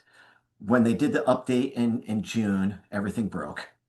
And then since then, it's been more reliable. Good. Well, hopefully I answered your question. Thanks. So, yeah, no, great presentation. Kind of like I said, it's really cool to see. Again, not an office a lot of people I think about with regards to GIS. They're not thinking State Historic Preservation Office, but I was excited. You guys got the SAG award. Congratulations to that. That was very, very cool. And yeah, do me a favor, throw your contact info in the chat so that way, in case if anyone has any other questions after today, they can follow up with you directly. Okay, sounds good. I will do that. All right. Well, thank you so much. That was awesome. Okay, next we are going out to pavement marking extraction using LiDAR. Motaz, are you with us? That's Motaz and Aaron. Didn't know if Aaron was going to jump in that one as well. Good, Motaz. Good to hear you, my friend. So I'll let you do a brief or maybe a little more of an introduction for yourself, but Motaz works with Aaron. They are, as Aaron referenced earlier, kind of an arm of the DOT. And today Motaz is going to talk to us about a really cool project that he's doing using LiDAR and looking at pavement markings. A project that the DOT has been undertaking for a little bit now, trying to increase the accuracy for maintenance and for other projects that we're working on. So, Motaz, take it away, my friend. All right, thank you, Thad. Hello, everyone. My name is Motaz Kilani. I'm a GIS developer and data scientist working with Connecticut Transportation Institute. And today I'm going to talk about pavement marking classification, the modeling process, and LiDAR integration. And I'm going to focus a little bit on LiDAR integration because this is a kind of new addition to the model that showed some success. And this is actually a smaller part of a larger project to estimate the pavement marking degradation over future years. And this part only is concerned with extracting the geometry and the classification of pavement markings. Right, so I will start to go through the modeling process. This is standard machine learning modeling process, includes the data collection, segmentation, feature extraction, classification, feature selection, and post classification or post processing. The data source we are relying on is provided by the state of Connecticut GIS office. It's the open source 2023 aerial imagery. Everyone can find it on CDECO portal. Those are about 23,000 tiles, 1,000 by 1,000 pixel each, spatial resolution 3-inch, as well as LiDAR imagery, which about 15 points per square meter, and that's what we are using to feed in our modeling process. First phase is the segmentation, where target areas are partitioned into homogeneous objects. Each part resembles to a meaningful object using homogeneous spectral features or homogeneous LiDAR features based on the source data we are using for segmentation. And a closer look at segmentation output here. Segments can track asphalt areas, sidewalk areas, crosswalk areas, vehicles, and so on. So this is the aim for segmentation process. Later on, we go through the feature extraction, where each segment is analyzed to extract some spectral statistics, geometric statistics, and LiDAR statistics as well. For the spectral, we use well-established, well-known indices like the NDVI, NDYI, mean standard deviation over the red, green, blue, near-infrared bands for each segment. That's the spectral feature pool, as well as geometric features such as the area, the roundness, length over width, and many other geometric features. And finally, the LiDAR attributes or LiDAR statistics such as mean, minimum, maximum, also per each generated segment. Now, the output attributes here are meant to help the machine learning model to better distinguish between between polygons that represent in different classes. The final stage is the classification process, which involving training the model, optimizing the training process, and predicting classes over unseen areas of the map. And as we can see, the generated segments are labeled into different classes, such as solid yellow line, double yellow line, solid white line, vehicle, asphalt area in gray, grass areas in green, and all other classes.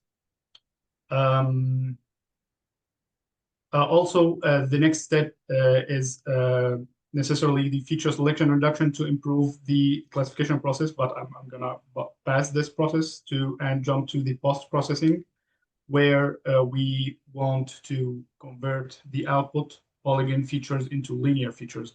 And this is quite a lengthy, complicated process involving filling the gaps between among polygons of the same class, smoothing polygons, finding center lines, and applying some kind of rule-based predictions to correct misclassifications based on the surrounding features. So the final output of this stage is linear features tracking different linear pavement markings over state routes.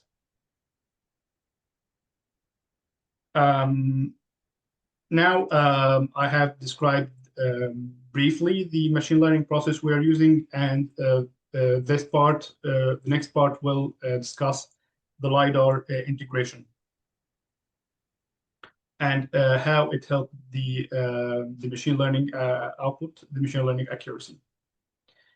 LiDAR data are provided based on LiDAR point clouds. Each tile contains thousands of points, with each attributed with point intensity, point elevation, which we can use to analyze different features of the map. And interestingly, LiDAR data proven to be more uniform and proven to cover some of the misclassification caused by spectral information.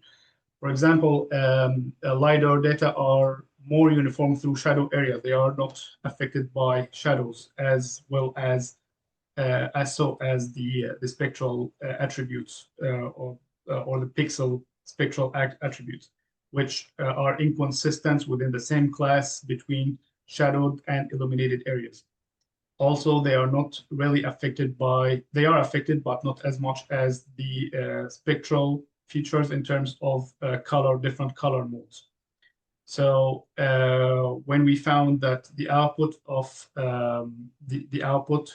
pavement markings have quite significant gaps caused by shadowed area, we integrated LiDAR data, which eliminated that issue to some extent. Now, when we overlaid the point clouds over the generated segments we had and created statistics using the average LiDAR point intensity, we can see on the right side here, this is an example image. Actually, this is example feature class showing average LiDAR intensity, which can, in a good accuracy, track several pavement markings, like the white lines, the arrows, the side lines, and the crosswalks, and so on. So integrating this with the machine learning model helped the accuracy, as we will see later. To highlight the benefits of using LiDAR, this is again a portion of a state route where a shadow under bridge can affect some of the pavement marking extraction, such as the dashed line here and the yellow and white lines here. And as we can see on the right side here, having average point intensity over segments can generate statistics that uniform among the shadowed and the unshadowed area, which a feature we didn't have using only spectral information. This is another example where W line is affected by tree shadow. And as we can see, having average point intensity over LiDAR points through the generated segment can track the central W line with minimal gaps, and which we will discuss later why these gaps happen here. These are not because of the LiDAR information. This is actually because of the extracted segments based on the spectral information. To put the LiDAR benefits into context, we split the output attributes or the output features to 4 groups. Features based only on spectral information, such as the extracted from the spectral bands, red, blue, green, and near infrared. The second group is spectral features plus LiDAR features. The third plus the geometric features. And the fourth is using all spectral, LiDAR, and geometric features together. And we can see that LiDAR integration increased training accuracy with about 4%. Geometric features increased training accuracy with about 5.5%, and pooling all feature groups together increased the overall training accuracy with 7.9%. Now, integrating all features together, we were able to generate pavement markings for about a quarter of the state of Connecticut. And we will see a few example outputs. This is classification for state routes.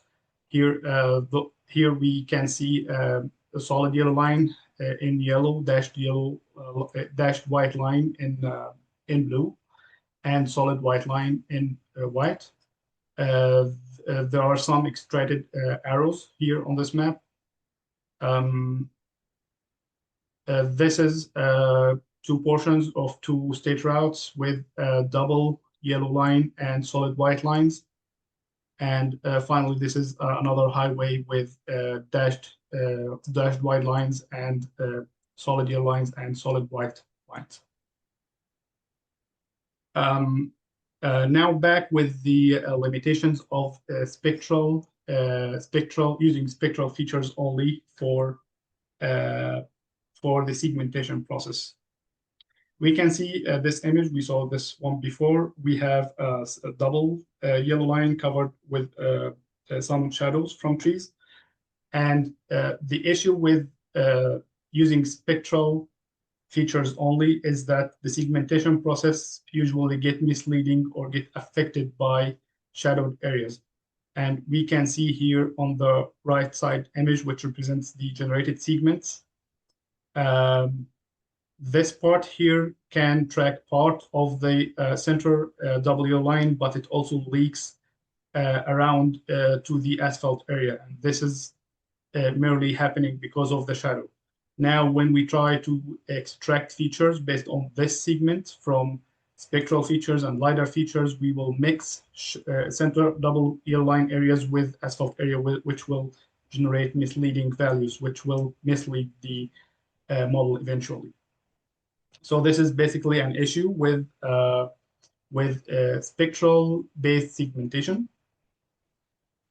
And as a future resolution to that problem, we are implementing a segmentation process that relies on LiDAR data only. So now we will be using LiDAR data for feature extraction, and we will use LiDAR data as well for segmentation. And as we can see here, this is an imagery for a shadowed, an inconsistently shadowed road. Usually, spectral-based segmentation will track the shadow area, while we can see here on the right side, LiDAR driven raster can consistently track the double yellow line, the asphalt areas, the sidewalks, without being affected by shadow areas. So as a future improvement, we are going to use LiDAR also for segmentation as well as feature extraction. And yeah, I think we have more time for questions. Thank you. Cool, thank you. Yeah, Motaz, it's a really great application. You know, it's really wild to think about just the way it works, right? With the LiDAR, when it hits and the returns you're getting and the data we're able to extract out, and how you're kind of taking and adding almost intelligence into it, right? By determining, you know, what the feature is and extrapolating that information. Does anyone have any questions for Motaz and with regards to the application or the process that he's using? Feel free to go ahead and put them in the chat, or go ahead and unmute yourself. I'm looking forward. I mean, I'm fortunate to work at the DOTs. We're going to have to work with this data and use it.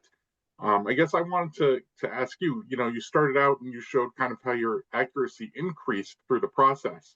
I just wanted to get a little more feedback from you with regards to kind of, you know, what were you expecting, I guess, or maybe you weren't expecting with that first round, and then how it kind of grew, you know, as you went through and increased to where you ended, which, I mean, you know, 90+%, that's fantastic. Well, so here's the issue.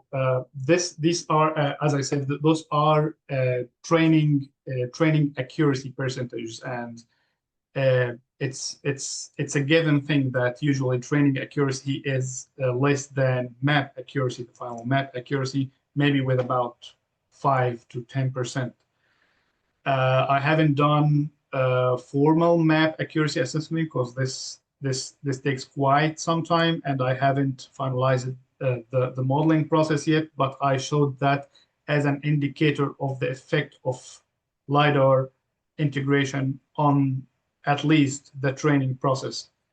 So yeah, here the good thing that a 5% increase in training accuracy is quite significant, and especially when this is combined with other geometric features. Visually, yes, visually this increased. I can tell that this increased the output accuracy dramatically, because before using LiDAR, there were quite significant gaps and cuts in output lines. But now the post-processing model just does minimal processing to complete the gaps and fill and correct the misclassification. So what I can say that map accuracy increased about 5 to 10% incorporating LiDAR and geometric information. Now I know. I'll share with the group. One of the things the DOT was looking at was doing a visual inspection, right, of the markings, or having a vehicle drive and use a camera to try and capture some of that stuff. I'm wondering, did you guys have a chance to do any of the comparison between areas where you used the LiDAR process versus where you used the camera process to grab some of those markings? No, we haven't done such assessment. However,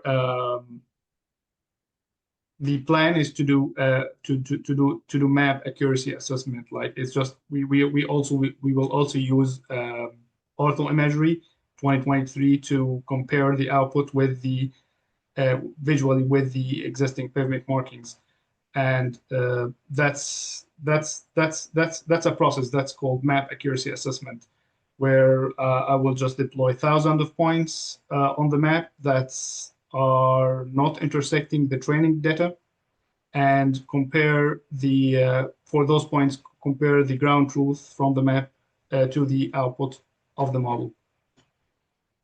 Cool. That'll be interesting to see. Like I said, I recognize the fantastic use of this technology. I think this is great. I think it was a really innovative idea to try and use LiDAR this way to try and capture this kind of information. Very, very cool. Anyone have any questions for Motaz before we cut him loose here? Okay, Motaz, I'm gonna ask you a favor. If you could put your contact info in the chat window, just in case anyone has any follow-up questions outside of today. The session is being recorded, so folks can always go back and watch after the fact. But Totally. This is a really, really cool application. Very, very impressive. So thank you so much for sharing it today. I really appreciate it. Thank you, Thad. Happy to. All right. So next on our dance card, we're going to hear from Katie Fiducia. She is going to talk to us today about a GIS mentorship program. Katie is our educational rep on the Connecticut GIS network. And so she is going to be sharing her initiative on this. This is something that I think is really important to the community, and something that I'd like to see both our young professionals, our budding professionals, and our experienced professionals really participate in. This is a great opportunity. So Katie, with that, I'm going to turn it over to you, my friend. Thank you so much. Can you hear me? Loud and clear. Loud and clear. You have the floor. All right. Hi, everyone. I'm just going to share my screen. Can you see my screen? We're just waiting. There it is. Full visual. Woo! All right. Hi, everybody. For those of you who I have not had the pleasure of making acquaintance yet, my name is Katie Fiducia. I am the Research Services Librarian for Geospatial Services at the University of Connecticut Library, and I am also the Education Chair on the Connecticut GIS Network Steering Committee. And when I began my term on the steering committee way back in November of last year, one of the first things that we talked about when it comes to my position on the committee and the network in general is when it comes to education and educational programs, we really want to focus on three main things. We want to increase our outreach to GIS education programs in Connecticut. No offense to UConn. As a UConn employee, of course, we love you, UConn. But we want to specifically focus on outreach to non-UConn programs, since UConn is very involved in the network already. We also want to encourage students and young professionals to present at our events, including GIS Day, as well as at our network seminars, and also connect them to other presentation opportunities that would be highly beneficial, not only for their resumes, but for their academic journeys in GIS, including New York. And then finally, when it comes to thinking beyond education, their educational journey, connecting students and young professionals not only to internships, but also to early career opportunities after they finish their programs. So with that in mind, we kind of discussed informally a couple of different ways in which we could possibly start some sort of outreach to students, especially, as well as educational programs. In addition to compiling a list of GIS programs here in Connecticut, one of the early opportunities that we talked about that I sort of want to focus on as sort of a low barrier program is something that I've kind of coined Lunch and Learn with the GIS Professional. Again, all of these names, if anybody has any suggestions for names, I'm all ears. I'm not the most creative person in the planet, so happy to take suggestions. But the main sort of line of a program such as this is that it's a low one-time commitment to basically meet with a student interested in a GIS career. So the main target audience for a program like this are going to be higher education or university or college students. When it comes to how this exactly works, so the way in which I kind of planned it out is that I want to present this program to you guys and recruit you guys to sign up to be volunteer mentors. And basically what's going to happen is I'm going to pair you with a student, probably in early October, depending on how recruitment goes and how outreach goes. And I'm going to send an introductory email, basically just connecting you with a student that is currently either in a GIS program or a student who is not currently in a GIS program, but is interested in a GIS career. So of course, as many of us know, we all started out, most of us, not in a specific GIS program. We were in urban planning programs, we were in a social science program, we were in an engineering program. So outreach is going to include programs that are not just GIS focused, though I will be very much targeting a lot of outreach to our GIS programs here in Connecticut. So basically the only big commitment from you guys would be a basic 45-minute introductory meeting. It can be virtual. If you do not have the capacity to set up a virtual meeting, I can help you. I have a UConn WebEx account and can handle that. It can be in person, it can be virtual, and that's pretty much it. If there are any, oh, no, never mind, I have a slide on this. So during the meeting, again, there are no expectations for how a meeting like this would go. I would hope that you would talk basically in basic terms about what your career looks like so far, what your education and undergraduate and graduate education was like, as well as provide some advice on what type of experience, projects, assignments, and GIS methods students should focus on. So in my experience being an early career professional, one of the first things I noticed as I transitioned to my role at the library, and of course with Magic, is my education was very much focused on desktop GIS, and web-based GIS was sort of just mentioned. We had probably 1 or 2 tutorials on that. And if I had one key advice for students in programs right now, which I very much talk about all the time whenever I interact with students, is to really focus in on web-based GIS, because that's obviously where everything is going. Then, of course, talk up any internship or early career opportunities that you might be aware of. When it comes to connecting with these opportunities, these opportunities are out there. Oftentimes students might not be aware that they exist or they don't know where to look. So this is sort of one of the ways in which we want to sort of lower that barrier and get more students into these opportunities that could very much benefit them and also benefit you guys from students' experience with these tools. So this is kind of the tentative schedule. Again, this is sort of a pilot program just to see how much interest there is, not only among volunteers in our network, how many mentors we can get, but also in students to see if there is sort of interest in a program such as this. So basically a tentative timeline is I'm going to spend September recruiting not only volunteers, but also any students who might be interested in this program.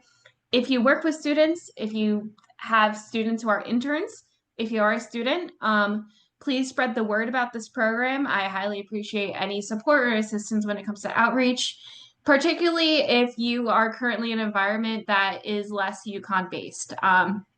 Again, no offense to UConn, but when it comes to outreach at UConn, I think that's the lowest apple on the tree for not only the network, but for me. And then when it comes, I'm hoping in October, I will be connecting mentors with their students. And between October and December, have that meeting. I'll reconnect in January to see how it goes. And then we'll go from there, whether or not we want to expand on this program or make it a little bit more than a one-time commitment. I think things are a little bit up in the air with that right now.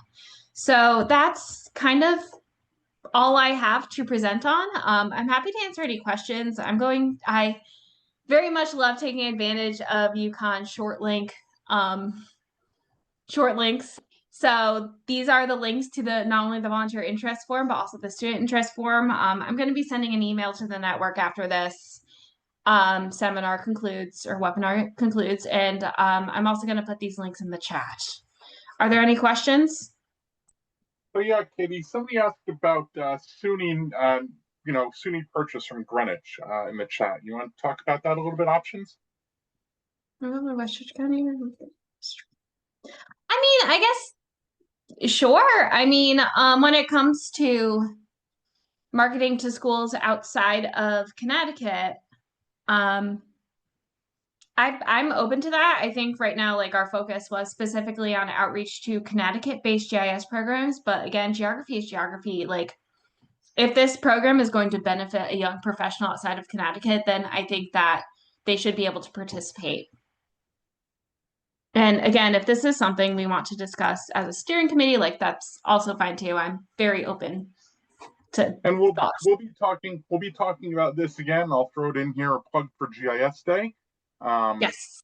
We're going to be talking about this at GIS Day. Put the link in there. I know it's kind of long, but go ahead and click on that link. That's a registration for GIS Day, November 19th at Central Connecticut State University. Definitely check it out.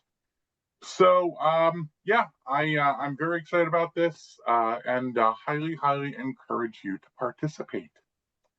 Katie, thank you so much. Appreciate that. And we'll be posting more info on this on the network user page, webpage. So be sure to check that out. All right, next up and last on our hit parade today is words and remarks and updates from our Chief Geographic Information Officer from the state, Alfredo.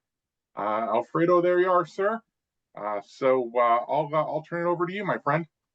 All right, just a second. I'm gonna get my presentation here queued up.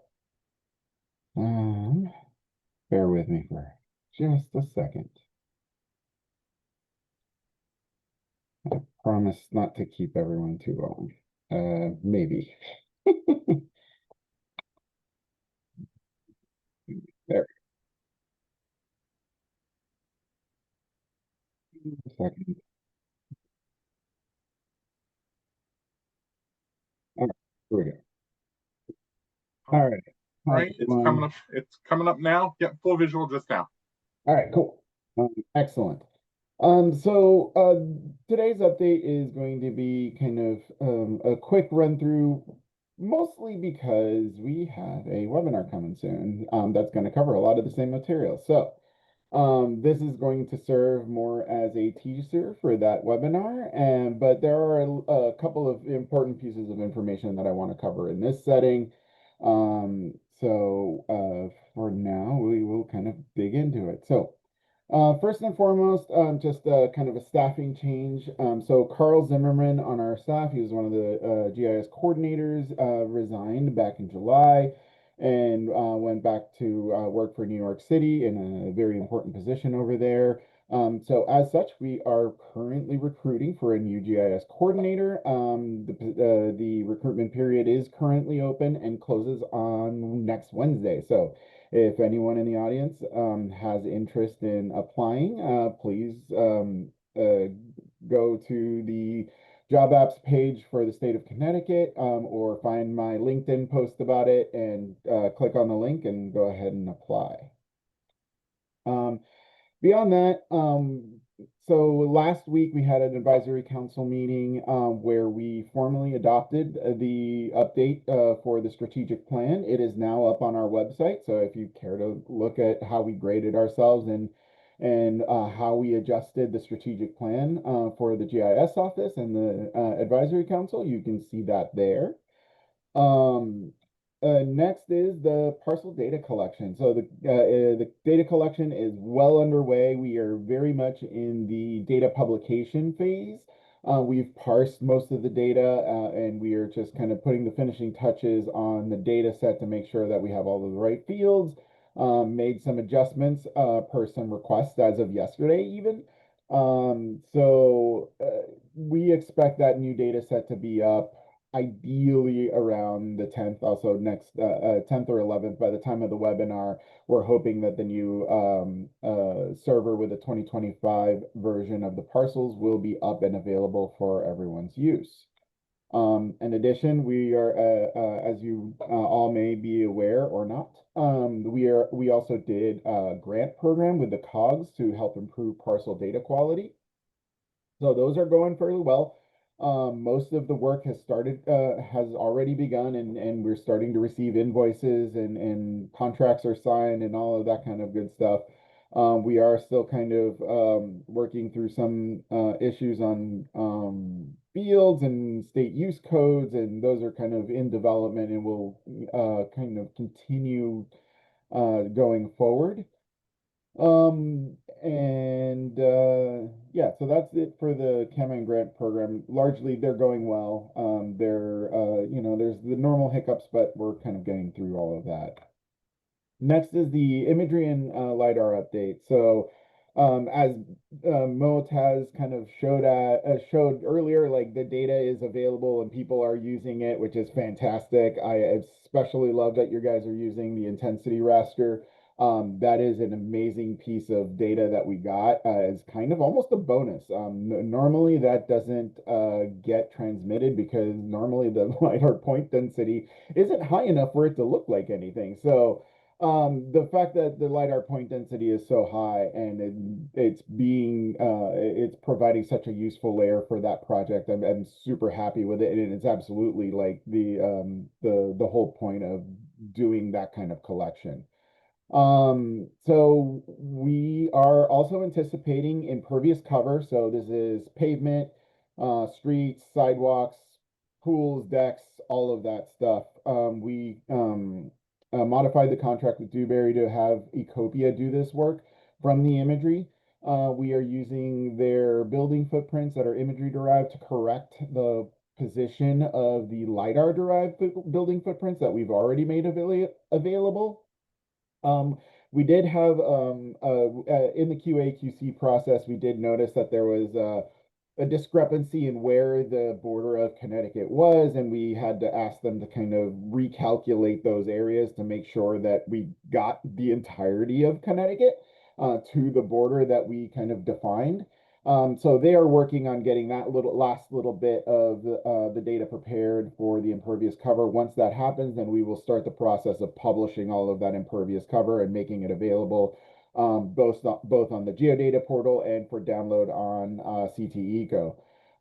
The transportation data layer, so like lanes of travel, turn lanes, all of that kind of stuff, that is also being generated by Ecopia, and a lot of that will be coming soon. I believe that I'm anticipating that in the next week or two. And then most importantly, we have already started planning for the 2026 flight. So this contract that we did for the 23 flight always included 2 flights, one in 23 and one in 26.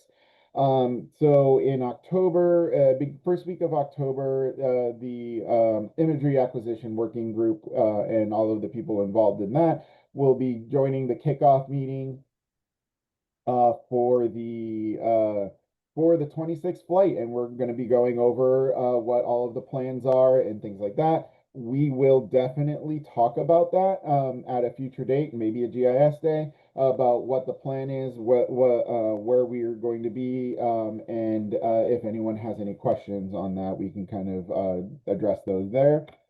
Here's a couple of samples of what the impervious cover data looks like. The top half is a very preliminary cut of just everything symbolized in the same way. And then the bottom half is another area, but differentiated. There's about 12 different categories of the data.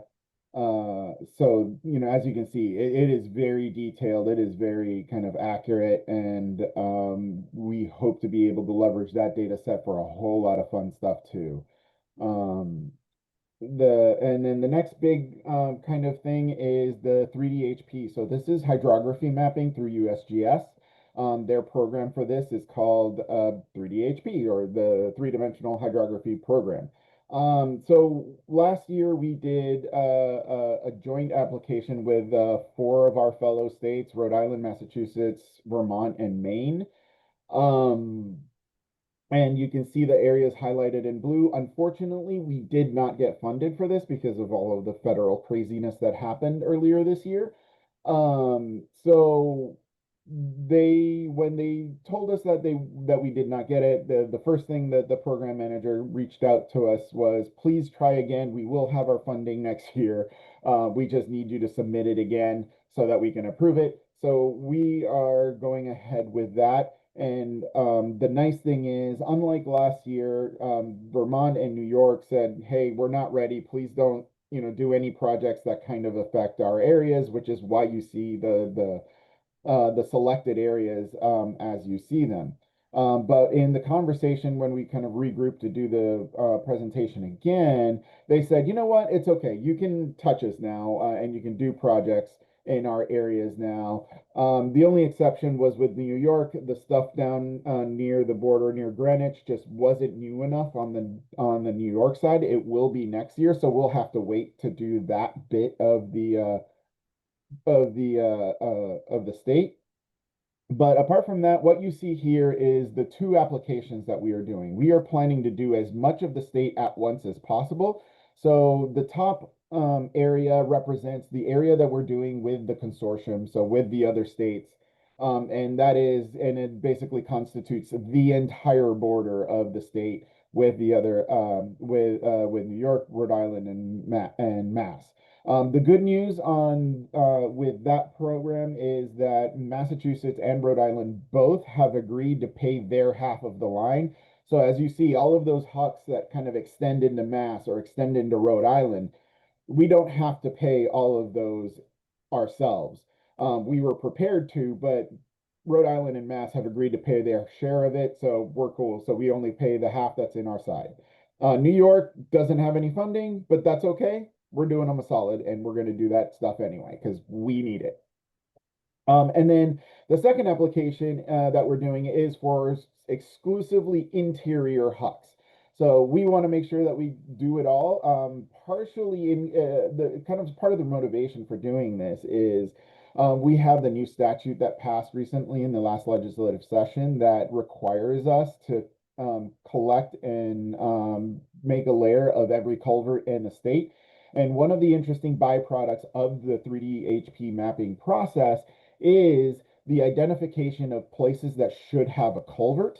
So one of the nice byproducts of this process in this program is that we're going to get like a really good target for, say, okay, here's all of the stuff that we already got from DOT, from the municipalities, from the regions that they've already collected. And then when we get the 3D HP data and that kind of kind of potential presence of a culvert, they're going to say, here's the stuff that should have a culvert but doesn't in your inventory system, and then we can go work with the regions and the towns to say, okay, let's go find these and let's make sure that we can comply with the statute that passed. And then the last thing I want to cover is the upcoming webinar series. So on September 10th, I'm sorry, September 11th, I think. I put the date in wrong. It's September 11th. We are going to kick off the webinar series again after a bit of a break over the summer. We're going to be doing a more in-depth coverage of the activities of the GIS office over the course of the last year. And then we're going to announce the first series that we're going to do, which is all about water and hydrography. So the first one of those will be September 25th. And then we're going to do additional ones on October 23rd and November 13th. I think we tentatively have Westcog and Nip Trabka and them talking about their culvert and drainage network collection program. And I'm hoping to get Adam Bentham from USGS to help to come talk on the 23rd of October about the stuff that they do and kind of talk a little bit more in depth about the 3DHP program, because I think it's something that's fairly important and is going to have a lot of downstream benefits for everyone. And that's all I got. All right, Alfredo, thank you so much. Appreciate all the updates and all the news, and we'll keep our eyes open for those webinars. Appreciate that, UConn, for providing the link. Good deal. Looking forward to that.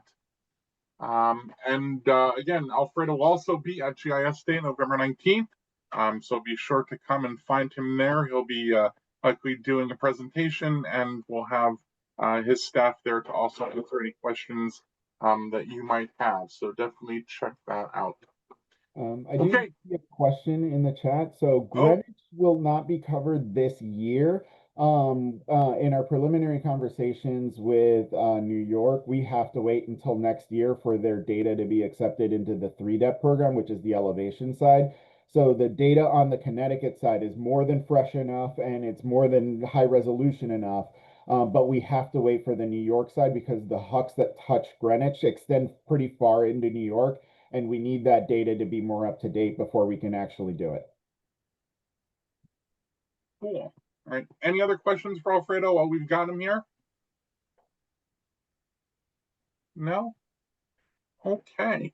Well, folks, I want to thank you so much for joining us this morning. It's been a full morning, full of all kind of information from folks in various fields and areas across state, all using GIS.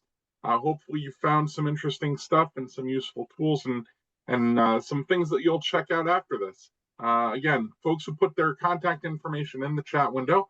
So if you have questions, feel free to reach out to them, and they'll be more than happy to reach back and share what they can with you. Again, just one last time about Katie Fiducia's mentorship program. She put a couple links in there to sign up, looking for some veteran professionals, if you will, and also some young folks coming up who are looking to maybe take advantage of some of that experience and trial and errors that we've all gone through, so that maybe we can save some folks from some time and trouble. So thank you again, greatly appreciated. I'm going to ask that the members of the Connecticut GIS User Network Steering Committee stay on. We'll have our monthly meeting. But for everyone else, thank you so much for joining us, and looking forward to seeing you all at GIS Day. Thank you so much.